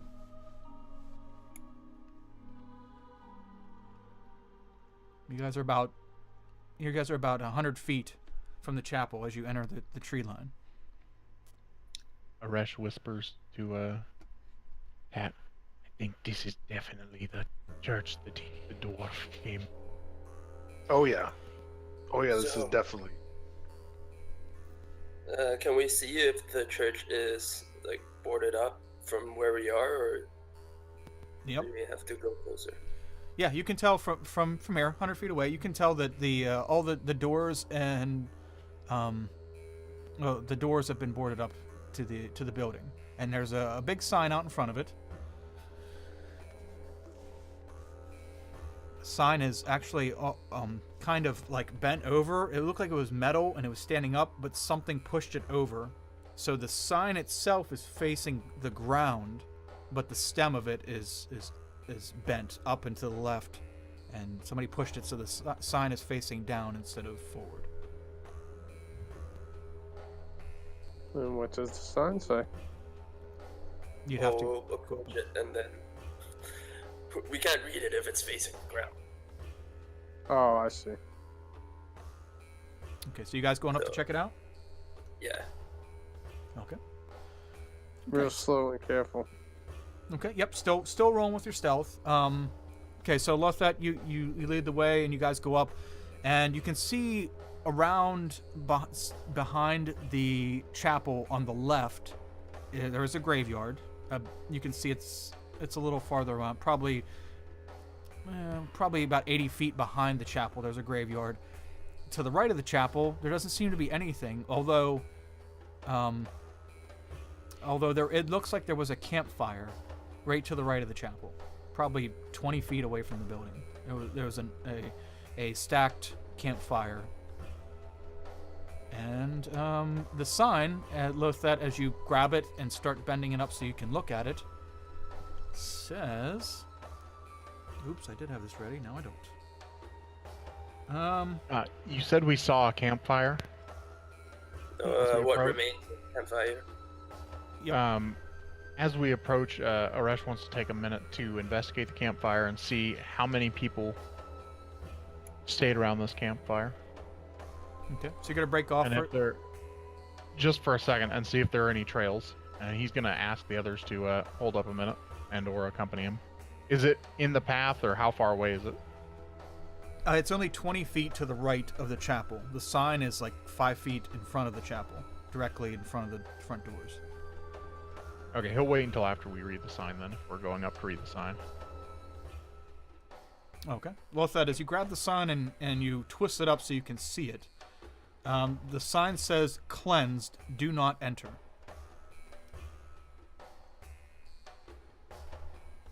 So, I relay that information. Guys, it says here that it's cleansed and should not enter. That seems contradictory. that means we should go in. Who wants to go in? I mean, yeah. I kind of want to go in. But we should look at that campfire first, see if there's any traces of the other dwarves. Sure, why not? Okay.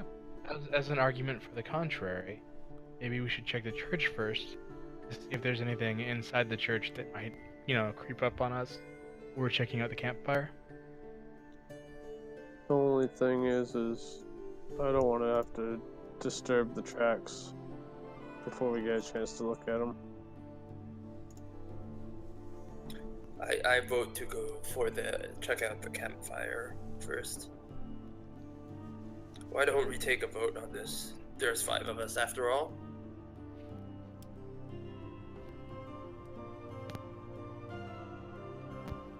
Aresh votes campfire.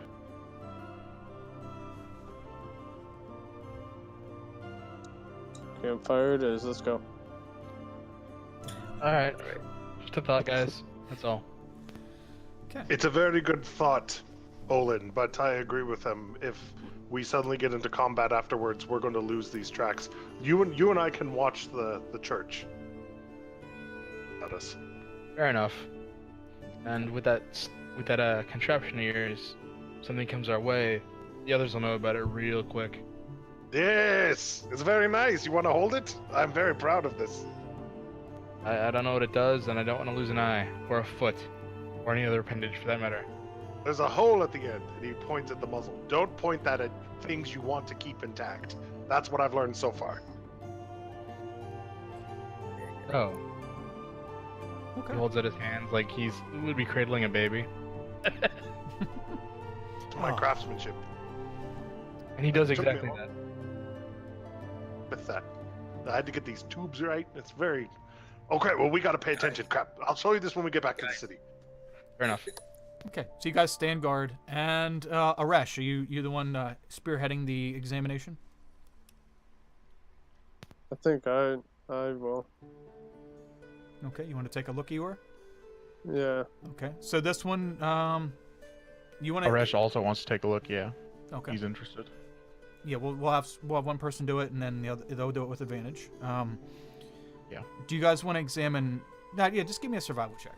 We'll wrap it all up into Alright. that. Yeah, I'm gonna cast guidance on myself before I do it. Sure. Guidance and advantage. because you and Aresh are kind of sweeping out. 11? Or wait, no, you didn't use guidance yet. Didn't use guidance. 13. Okay, so you look out, or you look around, and you can see that there are tracks heading away from the campfire area. 2 sets of tracks heading away from the campfire area towards the direction that you guys came from. But about 15 feet away from the campfire area, they start to fade away. 2 sets. One definitely looks to resemble the dwarven set that you guys originally were following, and the other set looks more elongated, longer, not quite as thick, but longer and thinner. As And in longer and thinner, like feet tracks, or like longer and thinner in between the steps. Now, longer and thinner feet. Okay. and they're going in the same direction. Yes. Yep. They're both heading the direction you came from, and then they, just like the other trail, they start to fade away. Very strange. Okay. Oh, and there's no tracks heading heading to the campsite. Oh, okay. Okay. So yeah, that leads you up to the campsite. That's what you're finding on the way to the campsite. As you get to the campsite, you can see that there are burnt logs and just remnants of a small campfire, and it doesn't look that old. I mean, the weather hasn't gotten to it, and you can see a couple small bones laying around that were picked clean. Animal bones, small animal bones, and you can also see tracks coming towards the campfire from the north.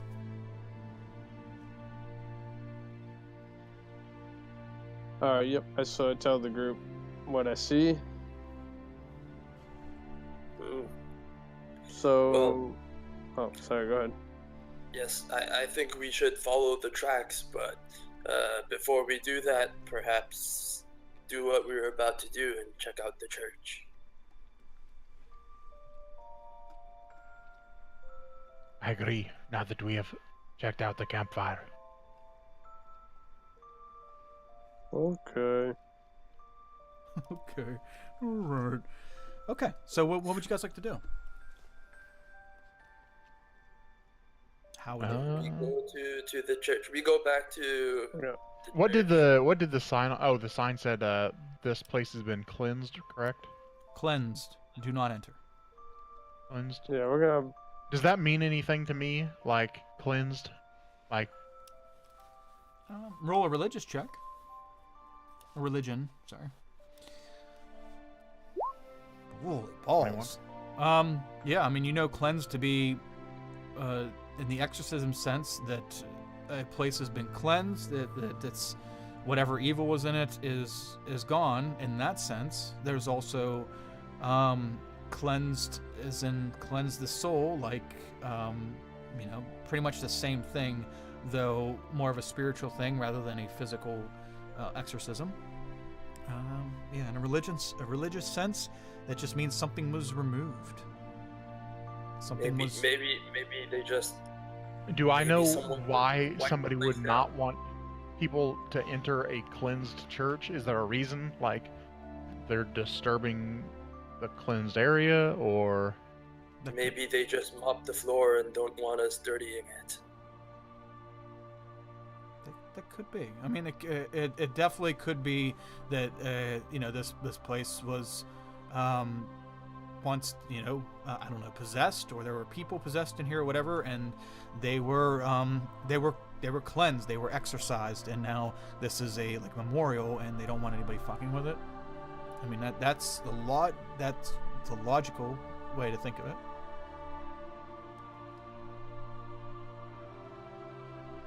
I don't know if we should disturb this place. Hmm. Need knowledge, and there's nobody here. I mean, sorry, I know you feel a certain way about the divine, and he makes a gesture at the miasma. Quite frankly, fuck the gods if this is the world they've given us. Let's see what's in this church. what's happened to everything in the past 300 years or whatever.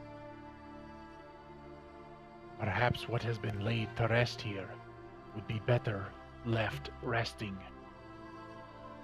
That may be true, but I'd like to know what it is that we could possibly be running into out there. To Pat's "fuck the gods" comment, I'm gonna make Olin makes the comment that, you know, I'm sure there are some people that are left in this world that would believe the miasma is a gift. Just saying. Well, ooh. Well, I thought I was creepy. I'm not totally for checking out the church because, you know, there's a sign that's telling us to keep out, and I think we should. But if you want to do it, I'm not going to stop you. All right, gents, you heard it. If any of you have daughters and you don't want Lothat to get to them, just put a sign on them. Just keep out. I thought that was the I don't general think rule I of would- practice. I don't think I would get to them even without a sign. Just saying. Not always is it the best thing to follow what you're reading. So Eeyore walks up to the church door and knocks on the door. Okay. There's not very many boards. It's not boarded up. Excuse me. It's not boarded up very well. There's like 4 boards nailed to the doors, and you knock on a space between them, and no sound from the inside. Kyle, how long did it take everybody to investigate the campfire? How much time passed? I'd say about 15 minutes for a good look over. So, because I'm trying to get used to the stuff the artificer does, while they were looking at the campfire, can I have started to cast detect magic as a ritual? Sure. Okay. So that is something that Tat would have been doing. Okay. Okay, so yeah, you cast that and take your 10 minutes to cast it as a ritual, and as you guys walk over towards the building, you can definitely tell there is a spiritual magic about this, a divine magic on this building is permeating a divine essence. Well, the sign wasn't lying. There's definitely something in there. This place is heavy with god magic. Or something else on the inside, though. But it is divine. I'm we- having do you know second thoughts about this. Do you know Is which there any god? way? Is there any way for us to sense whether there's evil about in here, or does it feel cleansed, or is there kind of like a Actually, that reminds Like me. a chill in the air, like something's not right here? Yeah, as far as feeling wise, everything feels normal. Okay. There's nothing creepy going on here. This is just an old chapel that looks like somebody boarded the thing up and rolled.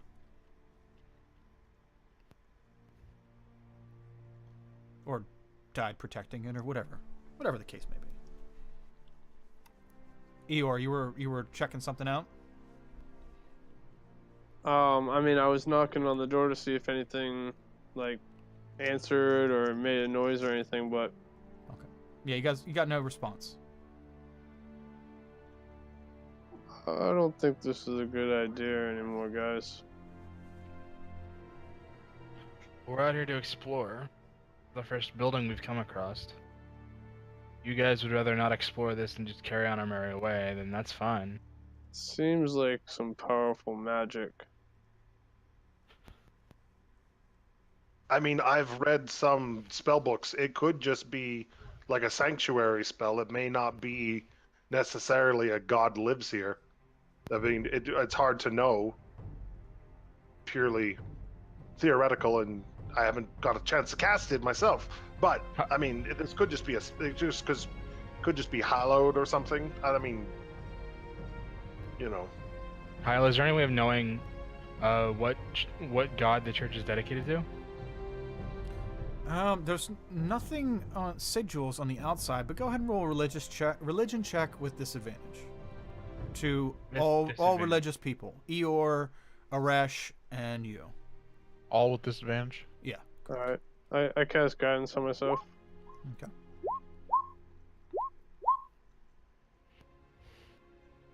Just saying. Curse you, disadvantage. Right. Okay, Eeyore, you don't recognize like this religion, the religion of this place. I mean, there's no way to tell with the architecture because this is just a plain Jane chapel. It's mostly wood, which most of the buildings that in the city you guys deal with are stone. So that is unusual to you because you've never really like witnessed architecture of this type personally. But it does seem to be that this is a church of like a goody two shoe kind of religion. It's just the way it's the little bit of decor that it's in, the trim on the windows and the stained glass window above the door. Like it's like a those hoity-toity people, divine worshippers that you've come to say meh about. Yep. So yeah, I tell everyone kind of what I see and what I think. I'm like, not my kind of church, but I guess it would do. What's that supposed to mean? Oh, Not nothing. your- Not Just your kind of saying. church. Just saying. Anyways, I think we should just move on. Let's go follow. Real quick, that you made that comment. What, in your opinion, could the phrase "cleansed, do not enter" mean in that context?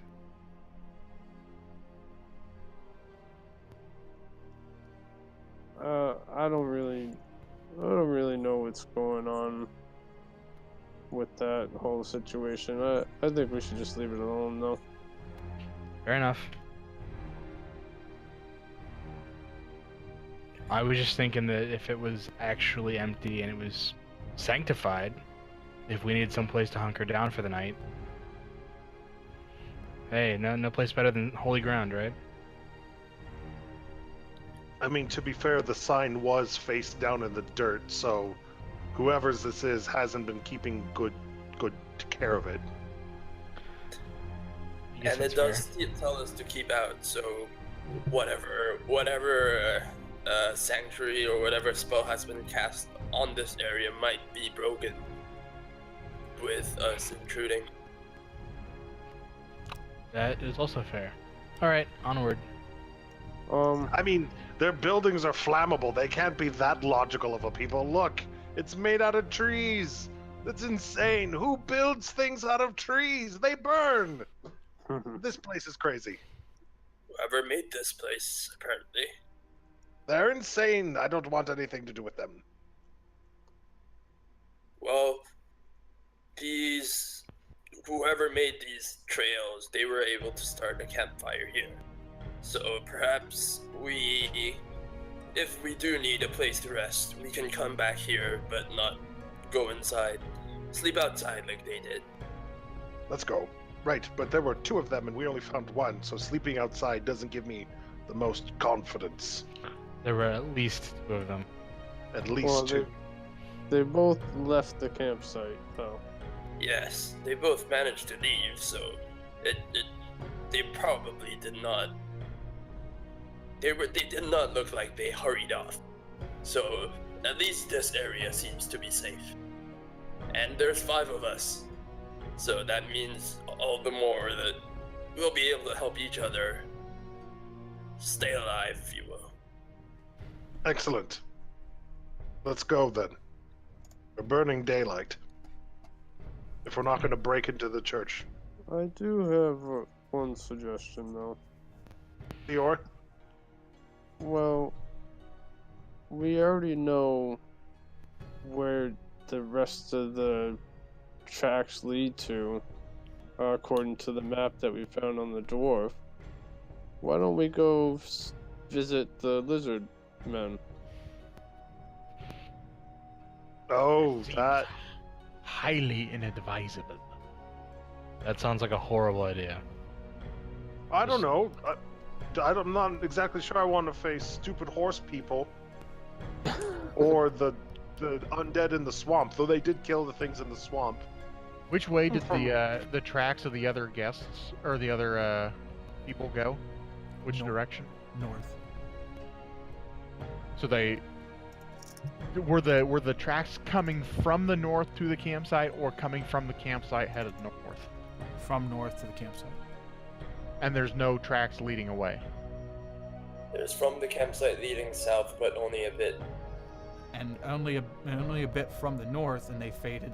They faded in from the north, and they faded out from the south. Well, They we could have. have a druid or a ranger. Here's an argument for pressing on north. They had to come from somewhere. So eventually, if we keep following their tracks backwards, we'll find where they came from, which could be another town, another settlement.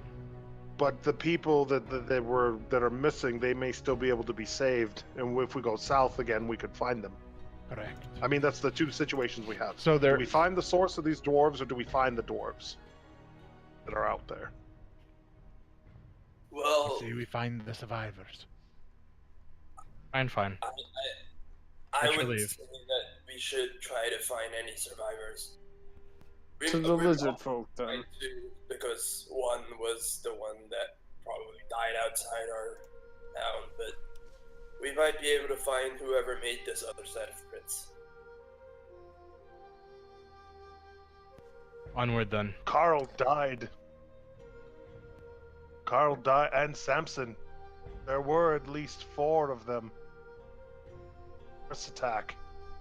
Tad has been staring at the map this whole time. Carl and Samson died. Whoever they were. Dwarves, I assume.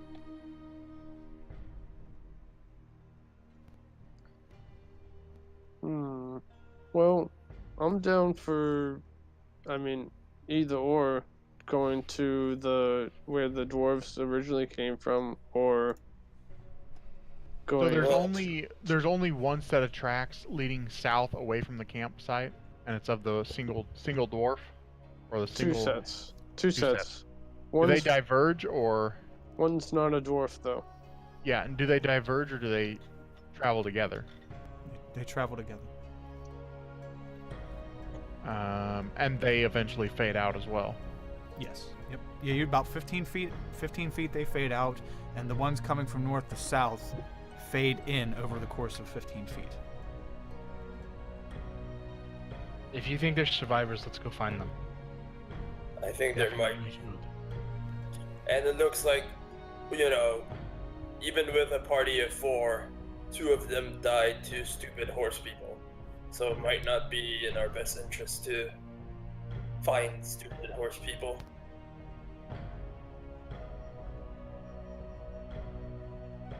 So let us go back to where the other tracks were.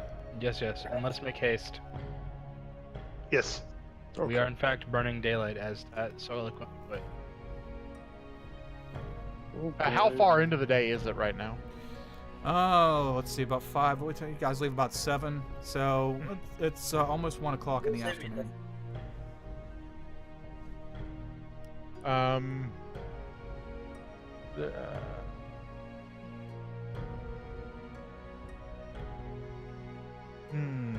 I'll give you 12, because we did. Hold on, let me count here. I'm counting. What do we make of these footprints leading into and out of the campfire, kind of disappearing? Well, that was a good survival roll, or a decent survival roll. So, they looked average, and by that I mean they don't look hard-paced like the original dwarf and lizard ones were. Like, those were definitely something was running and putting a lot of weight into it. They look casual prints. There's not a whole lot to go by, because something casually walking in the forest doesn't leave these huge prints. It's just these boot-like scuff marks.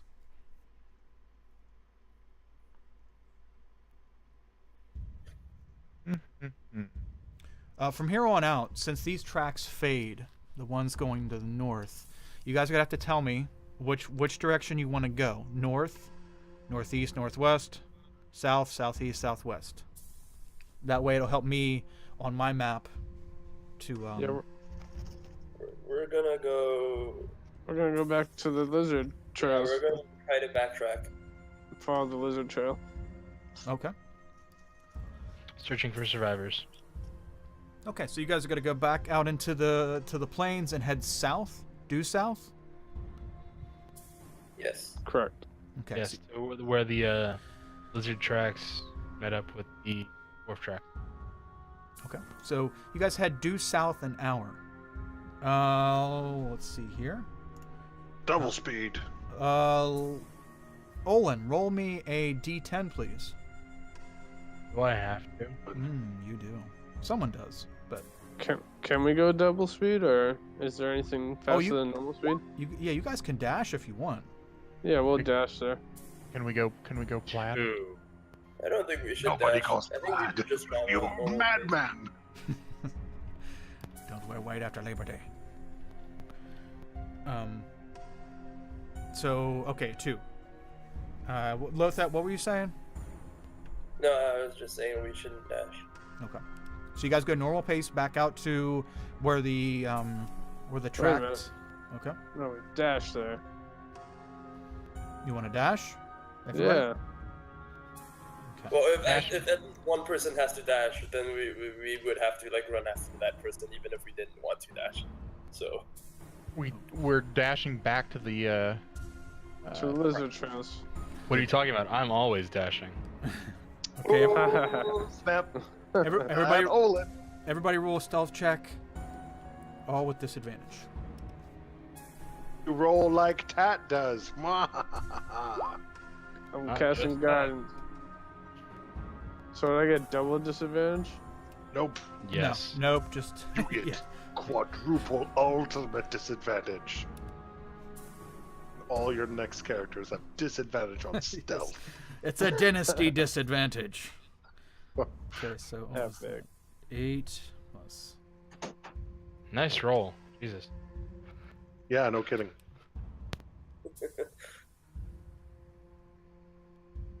this is what you get when you dash, guys. Oh wait, I'm missing one. Oh, down there. Okay. Ooh.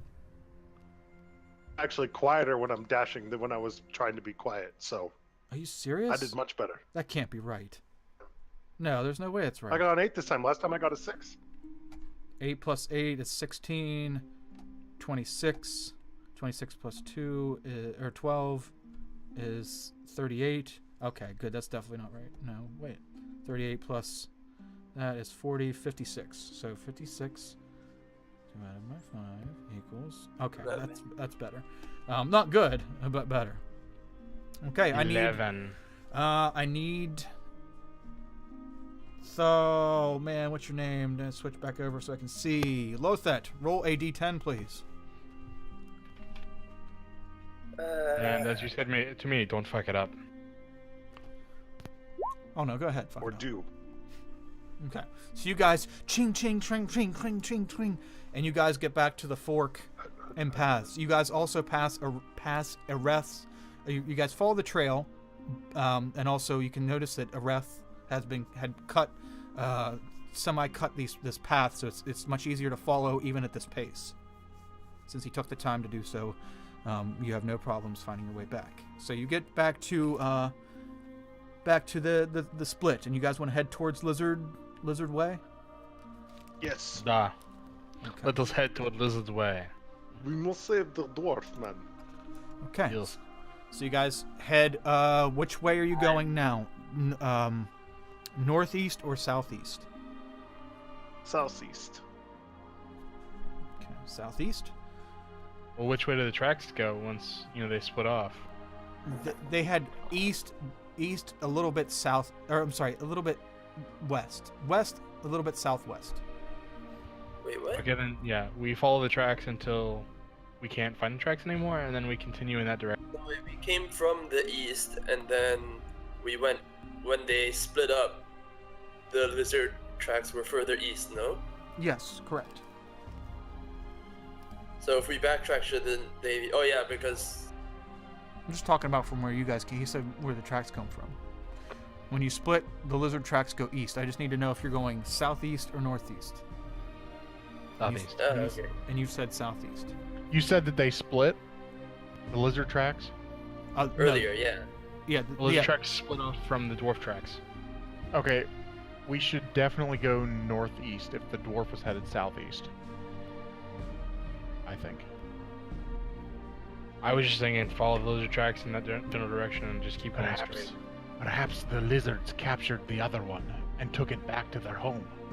Perhaps That's they what I was thinking. So we should find the lizard's home.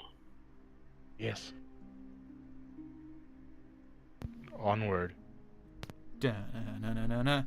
Okay. Darren, roll a d10, please, as you guys continue to follow, And fucky dop.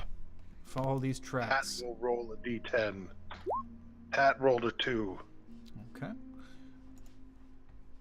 Okay, so you guys travel, you guys follow these tracks for about an hour. And it's getting to be mid-afternoon. And you guys look up ahead, and in the distance you can see rolling hills.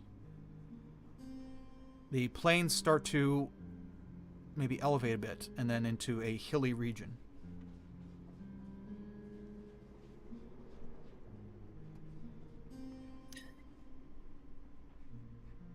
Just letting you know. What are we doing? We either have to go. We're continuing in the same direction we were heading. Okay, still going northeast. Okay. No, southeast. Are we? Have we gotten to the point where we're leaving the established tracks? Or are we still following good sets of tracks? Yeah. Yes. For right now, I'm still going off that. Yeah. You're good for right now. You still see the tracks. The creature isn't like the dwarf. It's easy to follow its tracks because it seems very heavy, and it seems very broad because all this grass is pushed down. So it's not like it did a good job at covering its Stealth. tracks. Yeah. Okay. Just let me know. Aresh will start to slice some more indicators as soon as we start leaving a noticeable path. That way we can find our way back. Olin's gonna suggest that you start slicing the indicators into the trees, like marking the trees every so often. Yeah.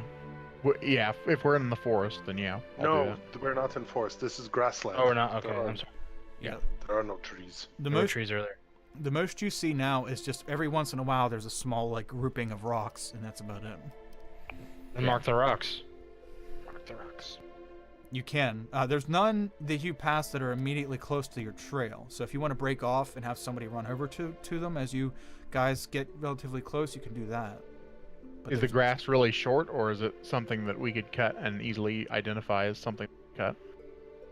Oh, right now it's still at human knee height. Okay. Knee height. I was just thinking mark the rocks because, like, if it rains before we get back here, it's gonna fuck up our trail. It's gonna alter the way the grass sits.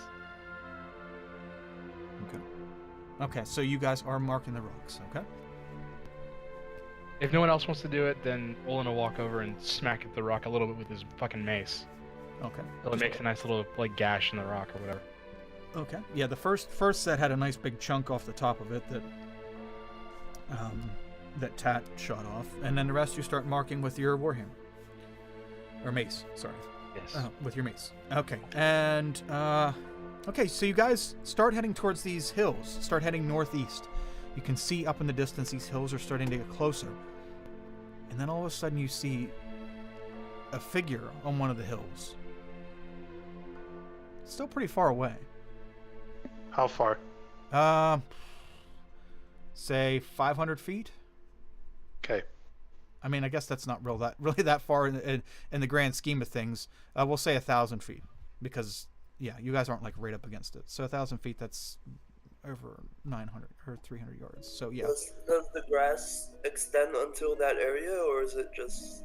Yes, the grass is still, it goes up over this hill. This is a small hill at the beginning of it seems to be a hilly region.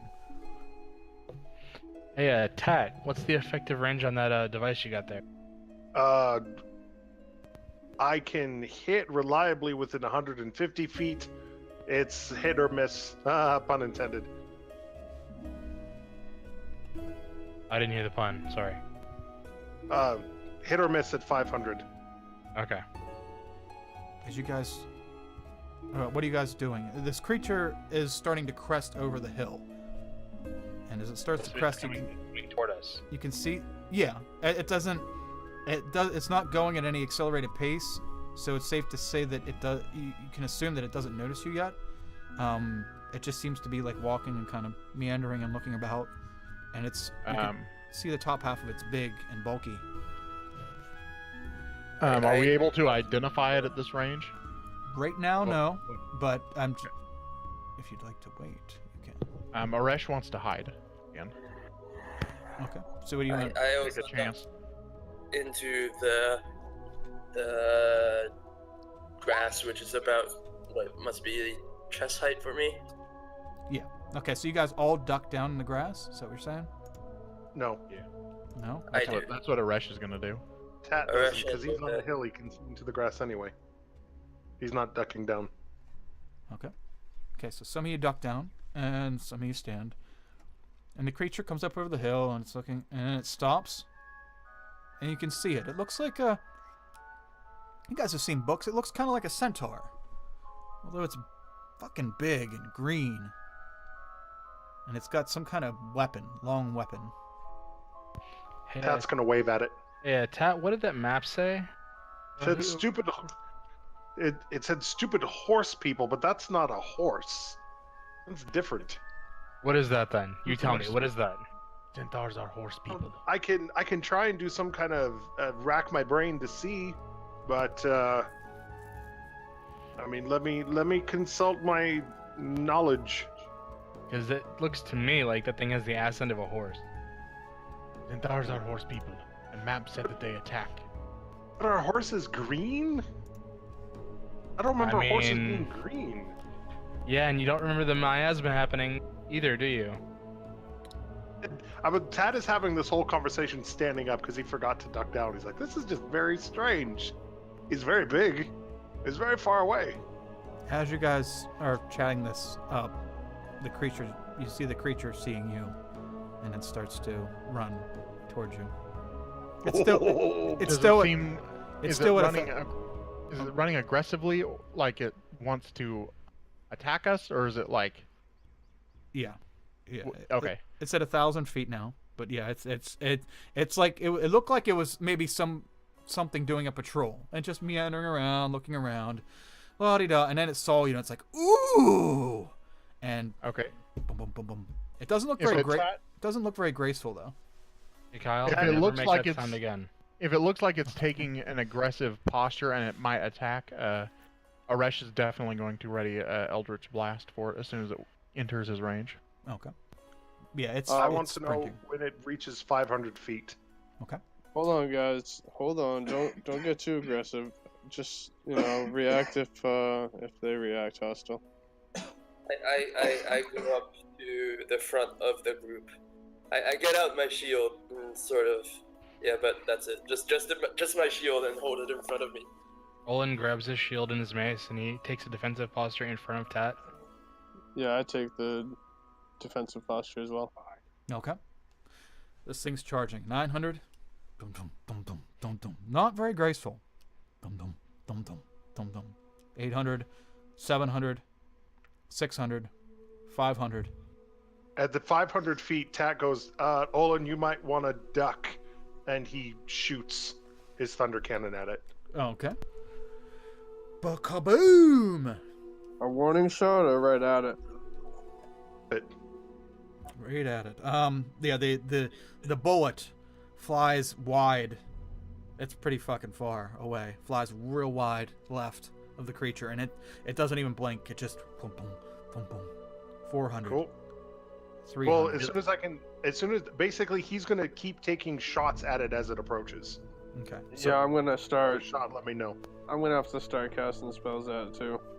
Okay. So, at 500 you took a shot, and it moves. Oh shit. Let me. I have 38 shots left that I can make before I have to make more ammo. Okay. Is it within 60 feet yet? Not yet. Oh. No.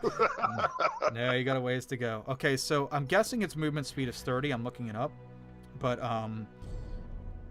if its movement speed is 30, so every 60 feet. So every 100, we'll say, yeah, every 100 feet, you get 2 shots. No, a shot. No, 2 shots. Yeah. Okay. So, boom, boom, boom. Take another 2 shots as it goes from 500 to 400. I'm assuming those miss. Correct. Oh, that's the wrong. Damn it! I'm looking in the wrong book. Cursed. Can I take the help action for Tat's next shot? No, you have. Yeah, run up there. You got this. Anyway, I thought it was a great idea. lean over his Well, shoulder, he's just like- kind of help him aim. Remember Yeah, how get- I said? He's like the gun. I think there's a way I can make this more accurate at long range, but I haven't quite figured it out yet. So that's what I meant by it's hit or miss at this range. Give me a shoulder to rest on for aim to give him The better problem is that his head will be very close to the muzzle, and he will probably go deaf. And I don't want him to go deaf. Oh, there it is.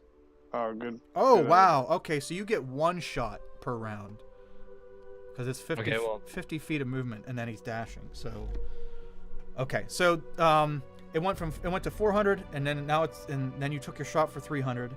Does anybody have anything at 300? Boom, boom, boom, boom, boom, boom. No. The only one that would possibly have anything at 300 is the Warlock.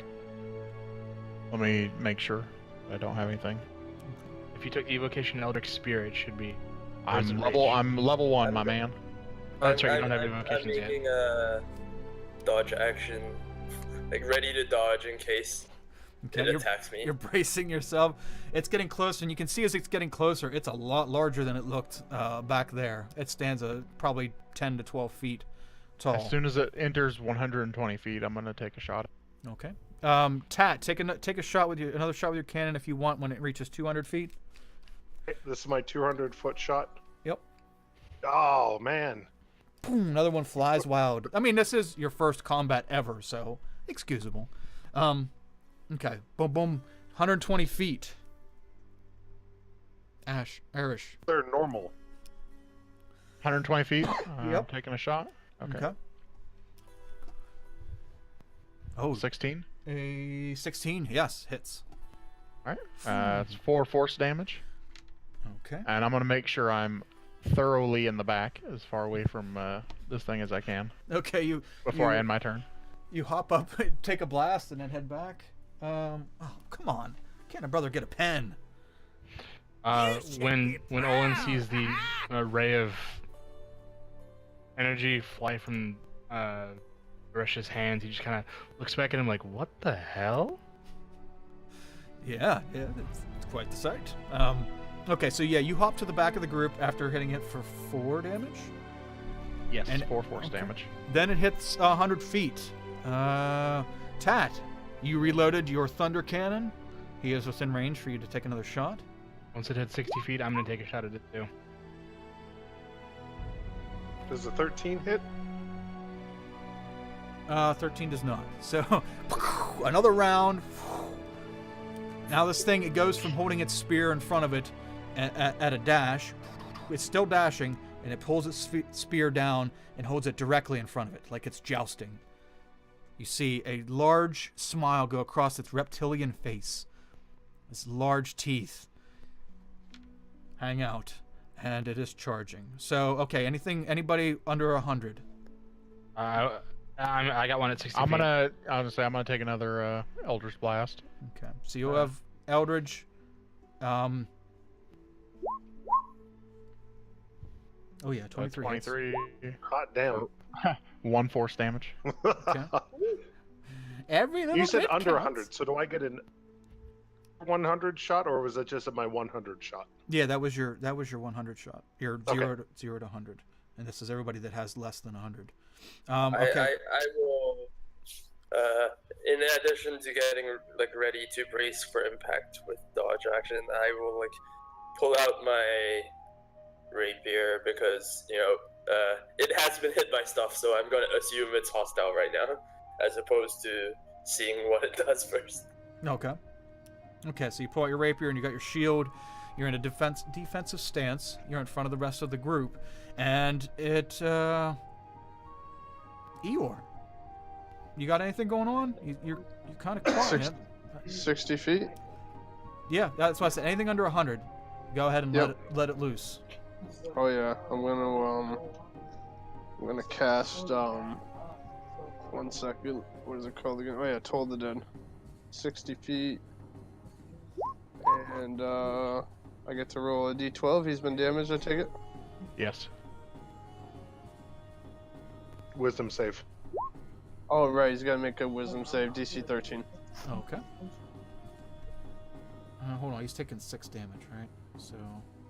Only Only if he fails. Yeah, no. I mean before, prior to this, he's taken 6 damage from 2 Eldritch blasts. So 5 damage. 5 damage. Oh, okay. I thought it was 5 and 1. Okay. Shh, he was gonna give us a free damage. Hey, thank you for the honesty. Okay, so wisdom save. Yep, DC 13. Okay. So that would be this is +1. 11. So he fails. Alright, so he takes 6 necrotic. 6 necrotic damage. Right. And I'm gonna do the same thing. Okay. Those of you that can see, Olin, he pulls an amulet out from under his shirt, Ooh. and he focuses on it really hard. It's a little kinky. Okay, so I took a shot at him at 120 feet. The next one would have gone off at 20 feet. Yep. And so are we in combat at that point, or am I going to get another chance to do one more thing? No, you get your attack for under 100 feet. You attacked him at 120, and I think you still get one. Yeah, you'll still get one at under. No, you attacked him at 120. I readied for 120, and then I attacked him again at the under, and so. Okay, yeah, no, you won't get another one before he gets in melee of the group. Because the next round would be him at 100 feet. So would I get one after the 100 feet before he gets into melee? That is what you got, because he dashes 100 feet. So right. the one you got at 20 feet is the last one you got before he gets. Okay. Wait. Gotcha. Okay, Dawn. So you did a DC, same thing, DC 13. Yeah. Okay. +1. Ooh, another shitty roll. Or 11 necrotic. Nice. Very nice. Okay, so 11 necrotic. Pew pew! Okay, so you see him. You see like his scales on his upper left shoulder start to curl up a little bit, as though they're wilting. And he's trying to shrug it off, and his smile, his big toothy smile, turns into like a grimace, and then a look of pure fury as he collides with the one-man phalanx of Lothet with his rapier and shield. But it is at disadvantage because Lothet is in a defensive posture. And let's see here. Oh man. All right.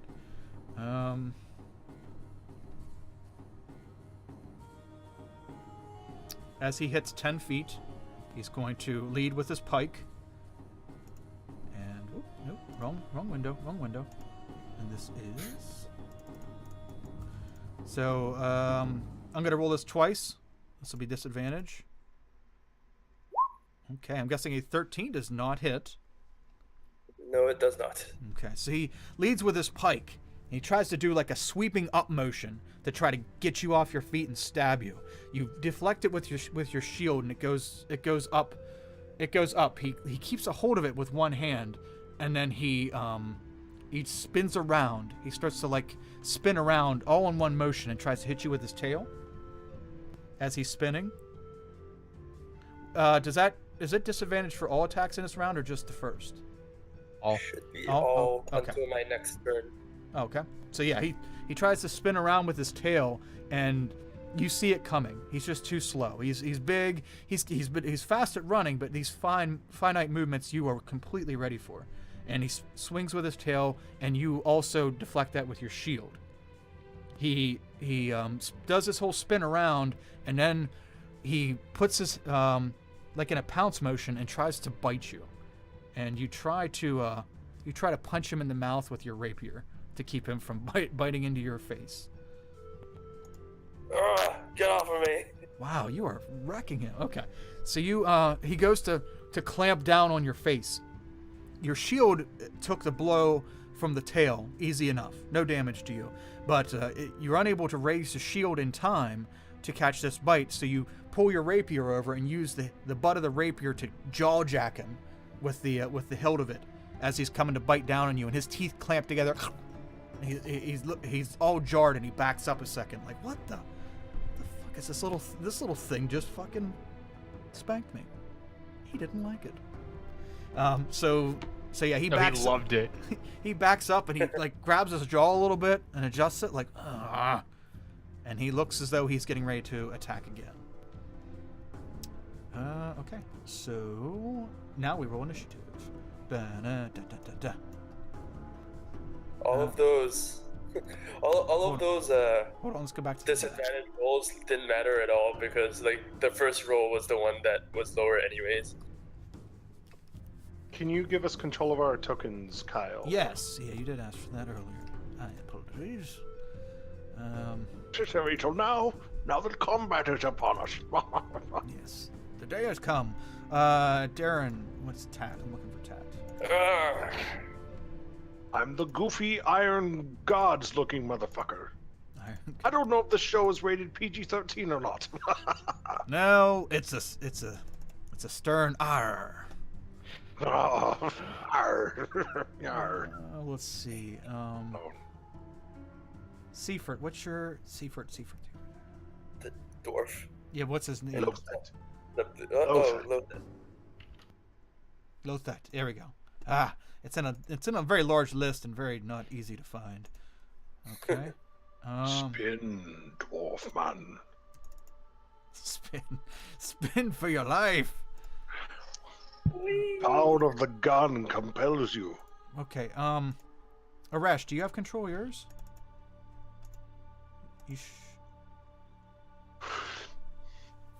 I'm spinning around in combat as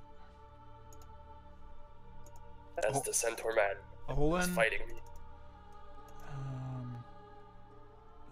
Okay, does everybody have control of their tokens? Yes. Yep. Good. Everybody good? Okay, test your token out, and then highlight it, and then roll your initiative. Or if you need me to manually add you. Oh, that's so bad. Throw me in at 15. Throw a Resh in at 15. Okay. Or I can roll again and add myself in at 15, I guess. Can I just take the new one? I'll also take the new one.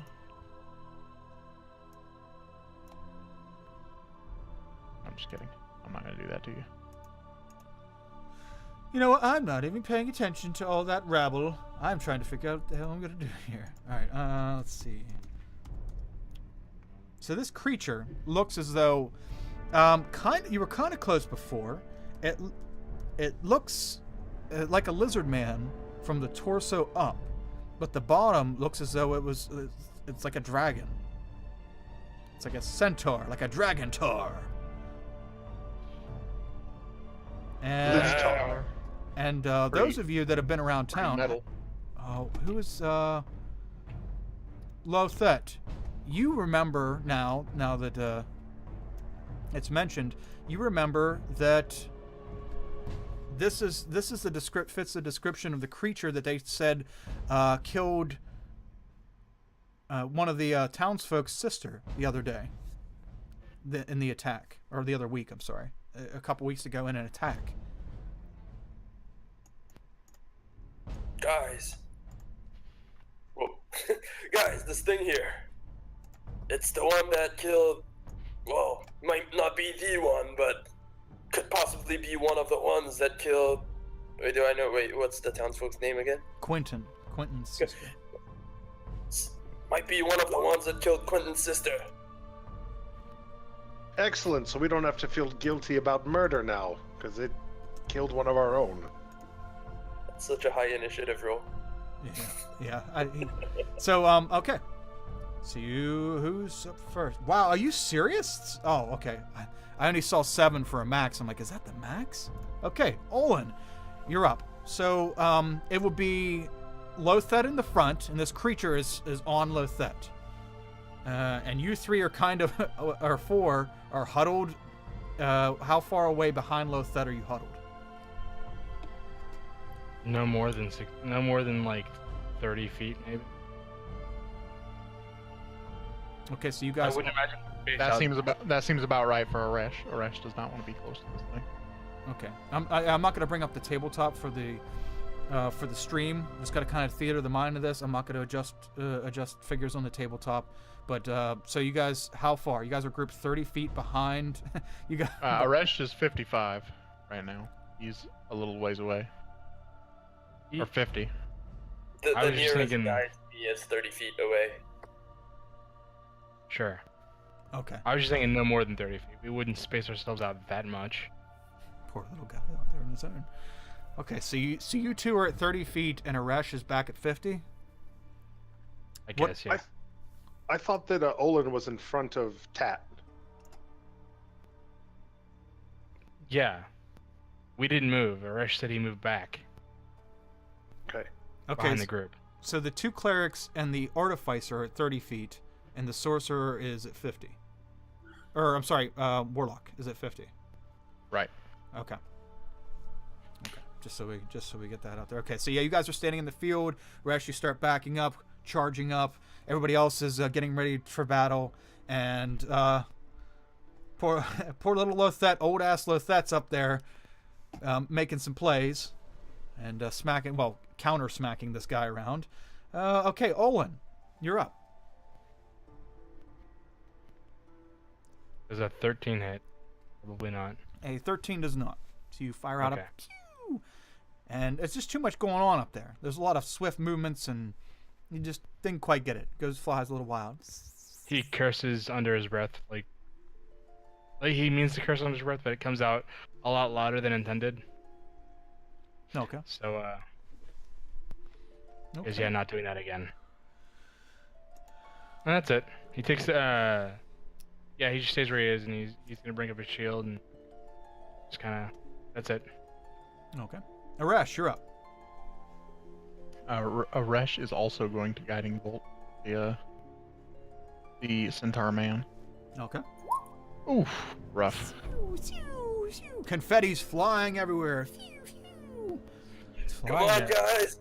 It's really rough considering it's a first level spell, and we only have 2 of them. Oof. I only have 1, so Oh, Jesus. there goes my first level spell. And that's the end of my turn. Okay. Come Lothet. on, guys! You can do this! Lothet, you see these little rays of sunshine fly off wild around you. Maybe, hopefully, or thankfully, not hitting you.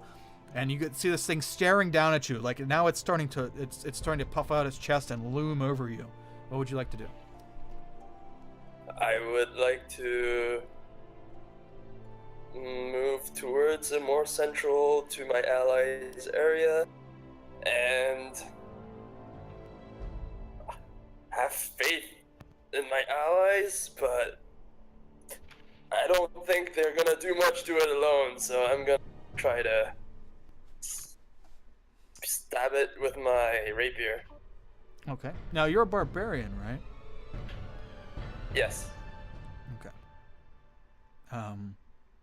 Do you get rage at level 1? I do. Okay, and you're not doing that? I'll do that later, it doesn't matter. I'm attacking with my dex anyways. Okay. Okay, so yeah, you go ahead and stab. You stab at him, and he uses his pike and just kind of flicks it to the side. And seeing as how he sort of just brushed off my attack, I enter my rage. Okay. You will not harm any of my friends. Good. Okay, so you start raging. You start hulking out, raging out. Just for future reference, if you would have hit him and you would have done rage first, you would have had 2 more damage, right? Am I right? No, only if I attack with strength. Oh, well, that's just crap. Okay. So strength weapons. Gotcha. Or strength attacks. Okay. So, yeah, he deflects it, and you yell at him, and he kind of, like, looks a little weird, like, what the fuck? Oh, well. Okay. Tat, you're up. Time to finish him. Tat's gonna sight along the thunder cannon, take a deep breath, let it out slowly. Maybe he's been rushing it too much. That one almost hit. Flies right by his head, about 3 inches away from its head. And after it passes his head, he like whips his head around. I'll check in a minute here. And then he remembers that you have missed him with everything. So he's going to revert his gaze back to the small fellow in front of him. He's going to shout in Draconic, "Hey, it's new. I'm just working on it. Cut me some slack." He looks up at you when he hears you speaking Draconic. He speaks back in Draconic to you. He says, "Oh, this will be all the more sweet now that I can understand your screams." Dude, you gotta get out more. Okay. So, who is next? Eeyore, what you got going on? Yeah. So when I hear them talking, I wanna yell back, and be like, Can you ask him what his name is and how he likes to be buried, please? No. Yeah. Let me hit him first, and then I'll ask him that. I feel that's a little bit too much hubris on my part right now. Thank you. I'll do my best, Eeyore. All right. Good request. And then I'm gonna move up for combat. Is that? I don't know how far that is. Yeah, you move your movement speed. Move up 30 feet. Alright. Beside your friend. Mm-hmm. I actually only have 25 feet. Oh. You're So gonna I be can't. 5 feet shy. Okay. Alright, well, I move up as far as I can, I guess, and I cast Toll of the Dead. So he's gonna make a DC 13 Wisdom save or take 1d12 damage. Okay. Be this +1. It's been pretty successful. Wow. I only did 1 damage anyways. Okay. If he failed. Yeah, weren't missing out on much there. No. The loveliness of level 1. Oh yeah. Okay. Alright. Yep, that's my turn. Okay. So he looks over at you. And then he looks down at you, Lothet. And he speaks something in Draconic. And you hear, Tat, you hear in Draconic, "Farewell, little one." And he pulls his pike up and he pulls it over his head and turns it, flips it upside down so that it's pointing straight down, and he tries to drive it into your face. Does a 16 hit? Nope. Oh, nice. So he tries to drive it in your face, and you hop back just in time. Boom, it hits the ground. He lifts it up off the ground. Ugh. He goes to swing his tail at you again, though this time he swings in the other direction, hoping you don't see this little combo coming. Oh, man. And he swings in the other direction, but it's so sloppy, and you're as inexperienced as you are, you were completely ready for this. He's not a brilliant creature, so his tactics aren't the greatest. Then he's going to try to, instead of like trying to bite your face, he's going to go low and try to bite your leg so that you can't run away. Okay, that one is. Okay. So you try to block his face with your shield, but he weighs so much more than you that he pushes through your shield with his face and takes a hold of your chest, and it bites into your armor, and your armor protects you from some of it, but you can feel the teeth, the like 8-inch teeth going through the gaps in the armor and into your chest. Wait, wasn't he aiming for my feet? Yeah, but he had to go through your Alright. shield, so he kind of redirected and settled for your chest. Okay. Damn. All right.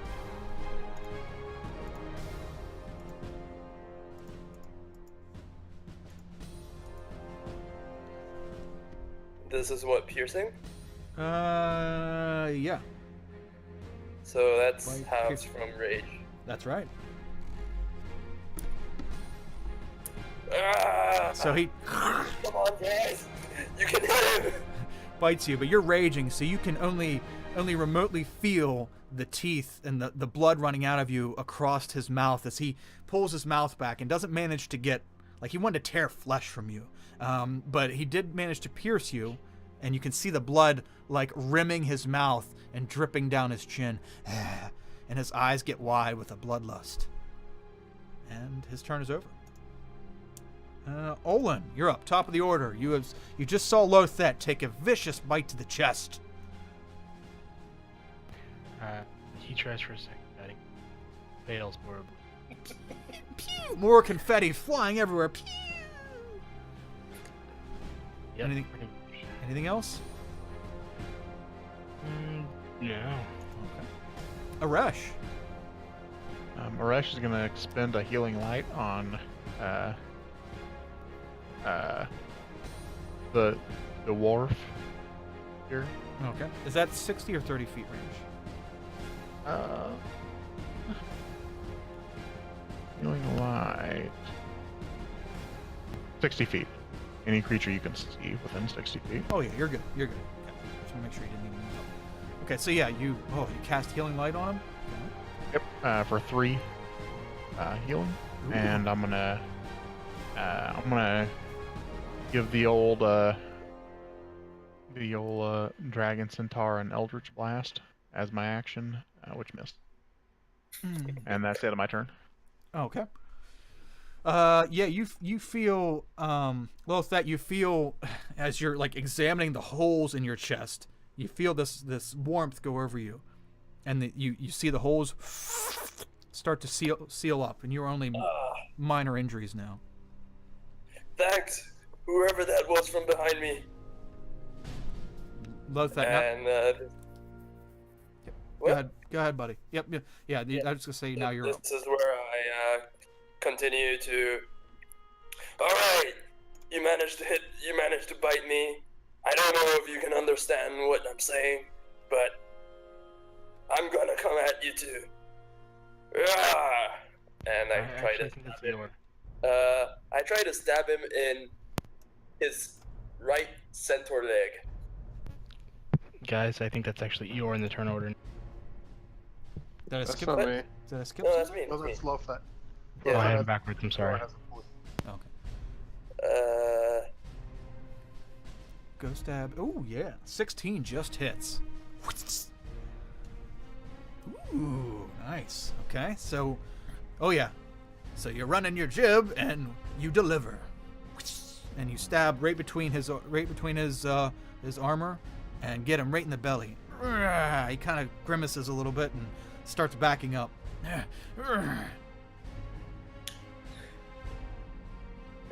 Come on, guys. You can do it too. Yeah, that's it. For him. Okay.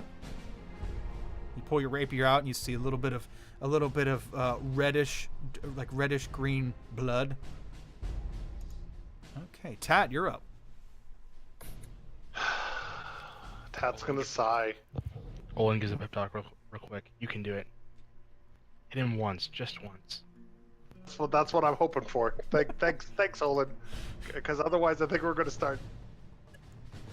See how this do. How we do. I mean, this is Oh No. That's the worst. okay. Since you are directly behind Eeyore, roll a dexterity saving throw, please. You look down the sights, and then you look down the sights, and then like something like a piece of grass or something that Arash cut off earlier is blowing in the wind, and it blows right in your face, and part of it goes up your nostril, and it makes you do that thing where you trying to blow it out and get it off your face while you're shooting, and it goes wild. It goes over Eeyore's left shoulder. Eeyore, you hear what's going on. You turn around and look, and you see his cannon's looking like it's facing a lot towards your direction. So you step to the side and easily dodge a bullet. Is now a bad time to mention that I'm mostly a researcher and the cannon thing is new? Might have been something I should have brought up at the city. It's okay. I don't blame you for trying to shoot me. I mean, I didn't try to hit you. I'm trying to hit the lizard freak, but sorry, Eeyore. Okay. Okay, so bonus action reload and. Nope, I don't need bonus action reloads because the crossbow expert. Oh, that's right. You took the feat. Okay, yes. Yeah. Nice, very nice. Okay, so, Eeyore, you're up. So you're, what, 10 feet away? 10 feet away from this guy? 5 feet. Well, remember, you only went 25 feet, so that put you 10 feet away. Oh, he was 35 feet? No, he was 30 feet, but you only went 25. So when you move up another 5, then you're in melee range of him. Correct, okay. Yep, so I move up another 5 feet. Okay. And then I try to hit him. Now, how does inspiration work? Do I still have my inspiration? Do we even have a bard? Oh. No, not bardic inspiration. You gave him for praying or whatnot, didn't you? No. Oh, Did you? No. No? what Then did no. you mean? What did you mean by I was inspired then? Oh, that. I don't understand what you mean. You mean like when you were praying? That's just inspired to pray, not inspiration, not a mechanical thing. Just. Okay. All right. I misunderstood. That's okay. It was fluff, not mechanical. Yes. It's all the verbiage. All this damn verbiage. Okay. So what would you like to do? Alright, so I swing with my inflict wound, which I think is a touch. Yeah, so I touch him. Okay. So you charge up is it necrotic energy? Yep, and I creepily just reach out and lay my hand on him and start to do some damage. Now, I'm also going to use my Channel Divinity, which when I hit with a melee, does that count? Yeah, Would it does, this yeah. count? Yeah. Okay, If so It's not a melee weapon attack, it's a melee attack, and that's melee attack. okay, good. Alright, so yeah, so then I'm gonna add 7 damage to that, so that's 20 damage total. Nice. Okay. Wow. Yeah. Okay. Whew. That's good. That's great. Yeah. So you reach out and what do you do? What do you do? How do you touch him? Great job, my fellow dwarf. Let's see here. How does the spell work? I'm not exactly sure. So yeah, I just kind of touch his arm and look him in the eyes, or his chest actually, because yeah, he's kind of big. So I just reach out and I touch his chest and look up into his eyes and start chanting my magic words as I drain life from his essence, from his corpse, soon to be corpse. Okay. Yeah. So you reach up and you touch his chest and he looks like aghasted and he looks down at you and like starts screaming. And yeah, you gave him a creepy chest caress, and he was baffled by it and he does not like it. Very nice. I hope he doesn't attack me for that. You would hope. I don't see why he would. But yeah, my turn's over. Okay. Okay. Yeah, so that was brutal. Very brutal. It is his turn, and as you may have guessed it, he's going to retaliate against you. He is shifting his whole body to face you. He is no longer regarding Lothet as a viable threat, and he wishes to expel your presence from the universe. Ruh-roh. He's going to take his pike and try to shove it into your midsection. Oh man. You what kind of weapon? What are you holding right now? Rapier and a shield. Okay. So he tries to push in your midsection, and you pull your shield out and put it in front of you. It's dwarf tag team. You take the lead, or Lothet took the lead. Now you come in and you follow suit and you put your shield up, and the shield completely blocks the pike blow. And he has his pike stuck in your shield, and he takes his tail and tries to without even looking, tries to smack Lothet with his tail while he's dealing with you. Lothet, does a 16 hit?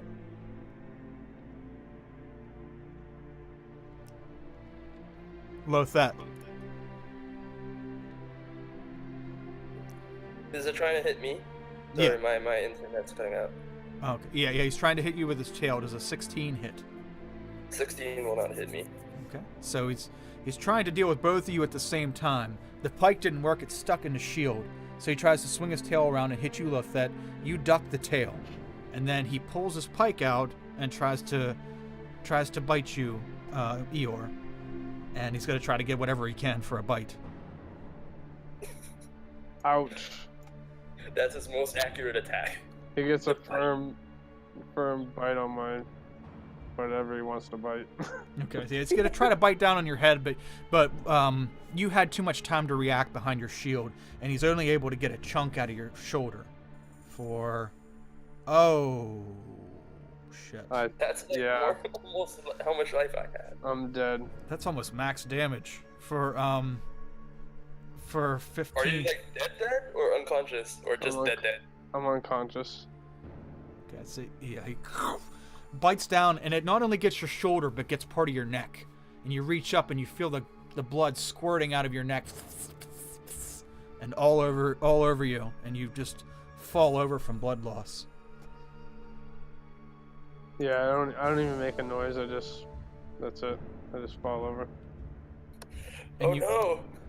In Lothet, you see this creature like gobbling up the chunk of meat that he just bit off, and then he looks back at you with a little piece of Eeyore's flesh sticking to one of his front teeth. He smiles at you. Olin, you're up.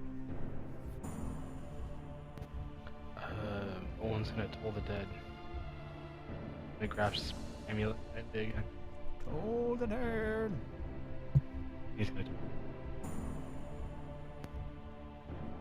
TC 13.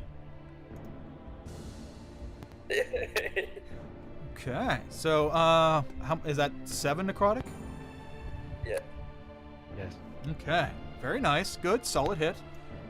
And his victory over one of you guys is short-lived, as he is smiling 1 minute, and then he reaches up for his neck, and you see more of his scales curling up on his neck, and he's raking at it. And part of his neck, it looks like he has a neck beard of black scales. And he looks around to try to figure out where it came from, and he sees you, Olin, in your like mid-cast pose. Anything else? Bonus action? Movement? No, that's it. Okay. How much was that? 7? Okay, who's up? Aresh, you're up. Okay, so I just saw Olin go down. No, you saw Eeyore go down. Alright. I'm going to use my bonus action to get him back up with Healing Light. Yay! I'm telling you, man, what is that, the Divine Soul Sorcerer? Yeah. Yeah. Looks so good. Okay. Celestial Warlock, I think. So you get 5. Celestial. Yeah. Celestial Warlock, yeah. You get 5 hit points. And I'm going to do another Eldritch Blast, which also misses again. But both of them look good. Yeah, both the healer classes.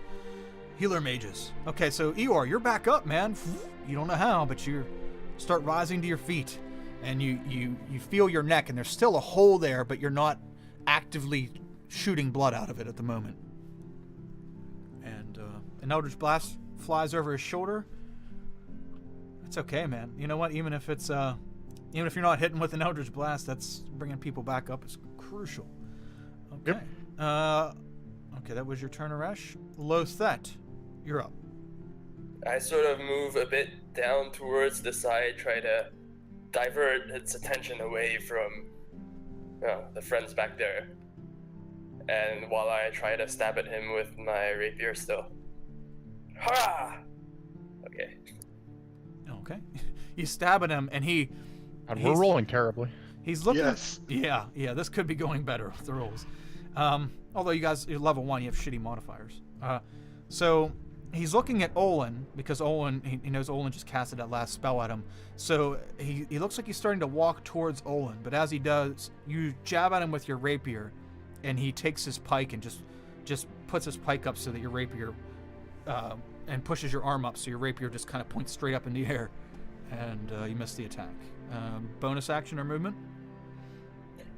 No, that's it. Okay. Tat. The time is now! Oh! Fucking bitch! Oh, damn. Okay. Now you're talking. Wow, okay, so you finally get a beat on it. There's no environmental effects on you at the moment. The wind actually dies down. Eye of the Tiger music starts playing, and you blast him center mass right in his chest, and it starts to blow him back. And his feet, you can actually hear his feet grind on the ground as he's trying to stay on his feet as he starts sliding back a couple feet. And you can see him grab his chest and bend over. His armor blocked the brunt of it, but he is like hurting. Don't forget to ask him my question. Tat in Draconic says, "My friend there," and he points at Eeyore, "wants to know what your name is so we can give you a proper burial." As he stands up, holding his chest, he moves his hand away and he looks at it. And you can see there's a hole through the armor, and that whatever bullet you shot has gone into his chest somewhat. And then he hears what you say, and he looks down at Eeyore with disgust. And Eeyore, you get to look. Eeyore was just like conscious a while ago. When he doesn't respond, Tat goes, "Very well, nameless shallow grave it is." He spits blood down on the ground. Eeyore, what you got going on?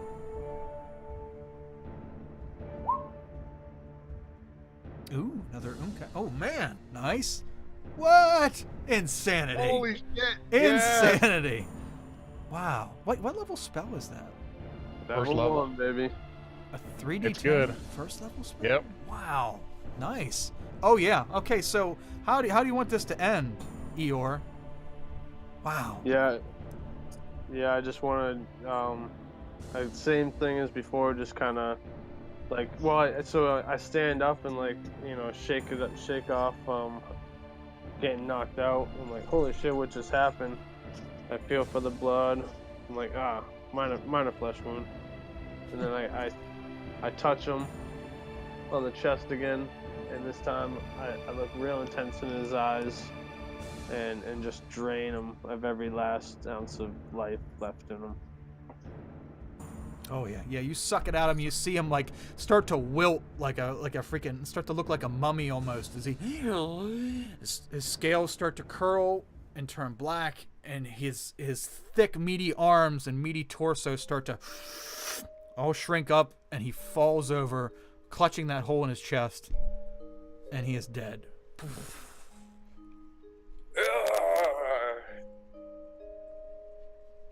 What would you guys like to do? Back to this corpse. Indeed. Okay. Who's checking him over? Tat is. Somebody can do it with advantage if there's two people. I want to give him. I was gonna say everybody's kind of looking at him. I want to give him guidance as well. Okay. Well, that's why I'm gonna just I figure keep with a this. lookout. I figure with this, they're not going to have 5 people dogpile a dead body. We'll have 2. I'm not going to look at the dead body. I'm keeping a lookout in case anything else. So Yeah. a tip: who has a good investigation? Might wanna- Tat does. Tat has a very good investigation. Okay, and who's helping him search the bodies? Or the body? Can I give him guidance and help him? Sure. Yeah. Alright, Oh, wait, alright. wait. Help is, what's guidance? Is that, yeah, it's an action, so no, because help's an action. Alright, yeah, so I just cast guidance on him. Okay. I'll help him. Okay. One will. Okay, yep, so go Okay, ahead and roll the investigation check with advantage and guidance. Okay, so first is the investigation check. Oh god, that's terrible. And then here's the guidance. Okay. Ooh, okay, so 15 between you and Olin. Olin, were you the one helping him? Yeah. Okay, so everybody else is kind of, or the other two are just kind of watching what's going on, examining wounds, and you two are finally combing over this creature. You find a set of now ruined armor, like thick, heavy. How do I put it? Heavy leather armor, a very, very large pike, and a belt with a few skulls on it. One of them being human for sure, and one of them looking reptilian, but smaller than this reptilian race. And then two more of some indiscriminate creature with a very long face. Like an oval. Does it match his face? No. None of them Okay. match his face. As long as in like vertically or horizontally long. Like an oval. Like our heads are somewhat spherical. This is like an oval. Like if you stretched it long ways. Oh, okay, so Like an alien, like the movie Aliens. Like their heads are long like that. Their skulls are long. This head is also long, so with eyes in the front, small eye sockets in the front, and long heads. Tat points at the armor and he's like, I can fix that if anyone can wear that. I don't know if you want to wear it, but I should be able to mend it out here if we need it. I think we should we should get Eeyore back and checked out for now. Or can anyone help him with his wounds? Well, he's up. I think perhaps we just need to take a short rest. I think I agree with that. we should probably head back to the city. It's been quite the day. I need everyone to right now to roll a perception check. DC 15. Ooh, there we go. You guys.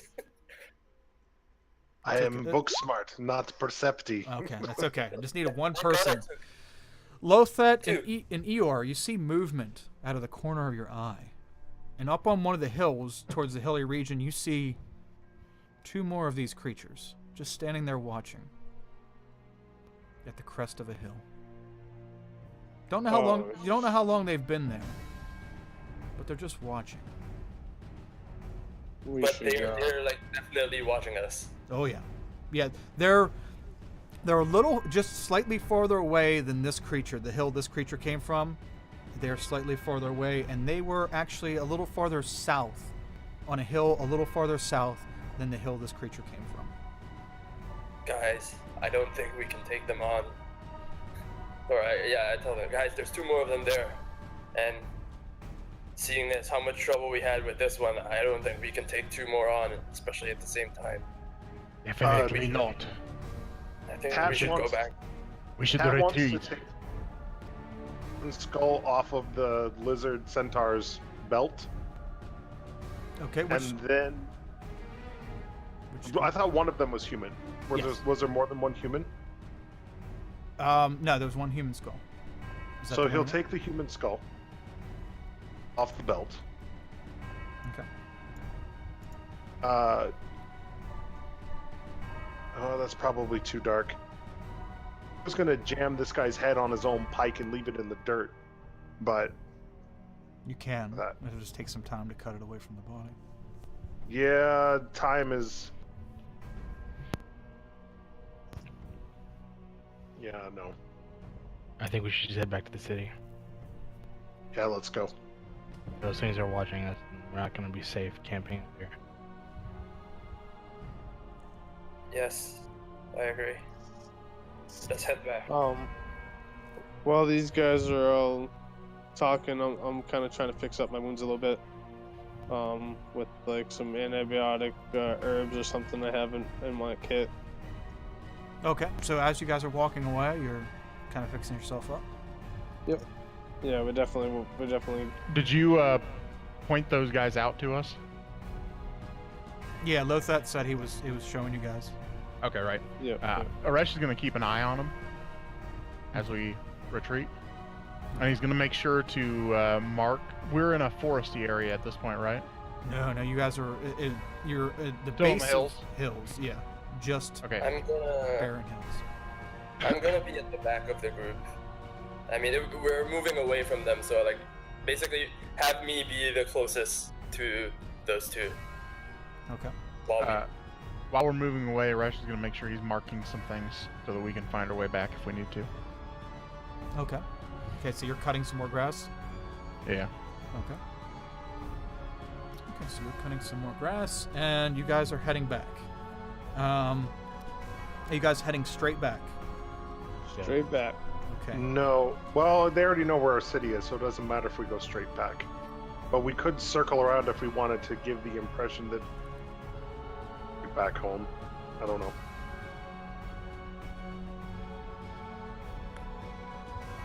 I think we should head straight back. I mean, they probably already know where we live, as Quentin's sister was probably slain by one of them. So that's my question. Was Quentin's sister's body recovered Yes. or not recovered? Yes. Yeah, it was recovered. She died right outside the gate. She died fighting this thing before it could to keep it from getting in the city, because the gate was opened up while she ran out. Oh wait, never mind. You guys can find that out from the other players. What am I doing? Yes. All you know is that one of the soldiers, some female soldier, Quentin's sister, or at least Lothat knows this. Quentin's sister died fighting one of these things right outside the gate. That's all. Because that's the reason why Tat grabbed the skull, because he thought it was the sisters. But so this means there's more humans out there somewhere, which is very interesting. Yay, people! All right, let's go. Right. We can discuss this when we get back. Okay, I need. We're discussing this as we're walking. Okay. I need Olin. Please roll me a d10. And Tat, please roll me a d10. Oh. Ooh, double nines. Okay. So you guys managed to make it back west. You guys track back west, and you keep an eye out, and Lothat keep pulling up the rear, keeping an eye out on these creatures. The entire time that you guys are going west, until these hills go out of sight again, the creatures never move. They pivot a little bit so that they can watch you, but they never move. And you guys follow the trail that you had earlier back to the city without incident. Miraculously, all these hours and hours of travel, you guys have managed to make it without incident. So kudos to you. Okay, so you make it back to the city. Yay.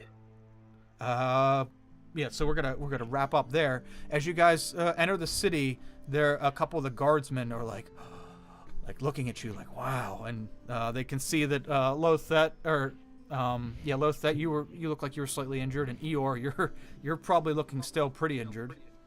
Oh yeah. And they kind of come over. One of the guards comes over and grabs you, Eeyore, and like puts his arm up under you so he can kind of help you in to alleviate some of the weight that you're carrying. And you know what? That's where we're gonna end this tonight's session with our first party of adventurers going out, leaving Mollis and going out into the countryside and venturing out for the first ever. This is going to be talked about for years to come. The first adventures ever in this city. So yeah, thanks everybody for joining us, and we're gonna have another game tomorrow, 10 a.m. Eastern Standard Time, and yeah, hope to see you guys then, or come join our group. I'll put the title screen back up here. We'll do that now. Come join our Discord group and join in on the campaign. We'll welcome new players, new and old alike, and the Discord thing is where is that? Right there. Yeah. So yeah, come join us. And hold on a sec, Darren. Also, thanks to Koshin and Shadow Spiral 01 for the follows. Welcome to the initiative, guys. And Darren, what would you like to add? Before they get into the city, Tat's like, guys, let's all agree to not include the parts of the story where we all missed all of those attacks. Let's not tell that part. Let's tell about our heroic foray into the wilds and our successful return. But let's leave out the misses, right? What Yeah, are I you think- talking about? We didn't miss any shots. Oh, you're so... Wait. No, attacks. Not just shots, but attacks. All of our No, shots that's not- were guided by that's not Bahamut. what- They hit with perfect precision. Oh, good. Yes, of course. But what it must be the wild. That must be the miasma. It's in my. Yes, correct. You are right. Good. I definitely missed some of mine while I was trying to protect you guys, but that was on me. You guys probably hit him with everything. I didn't see any misses from you. Okay. So the story is people don't miss ever. That's right. Out there. Okay, so and you guys can take it up in the community Discord, however you want to run it off that. I'm gonna unlock Pimley's channel and some other stuff. So yeah, for everybody viewing out there, thanks for joining us, and I'll catch you all later.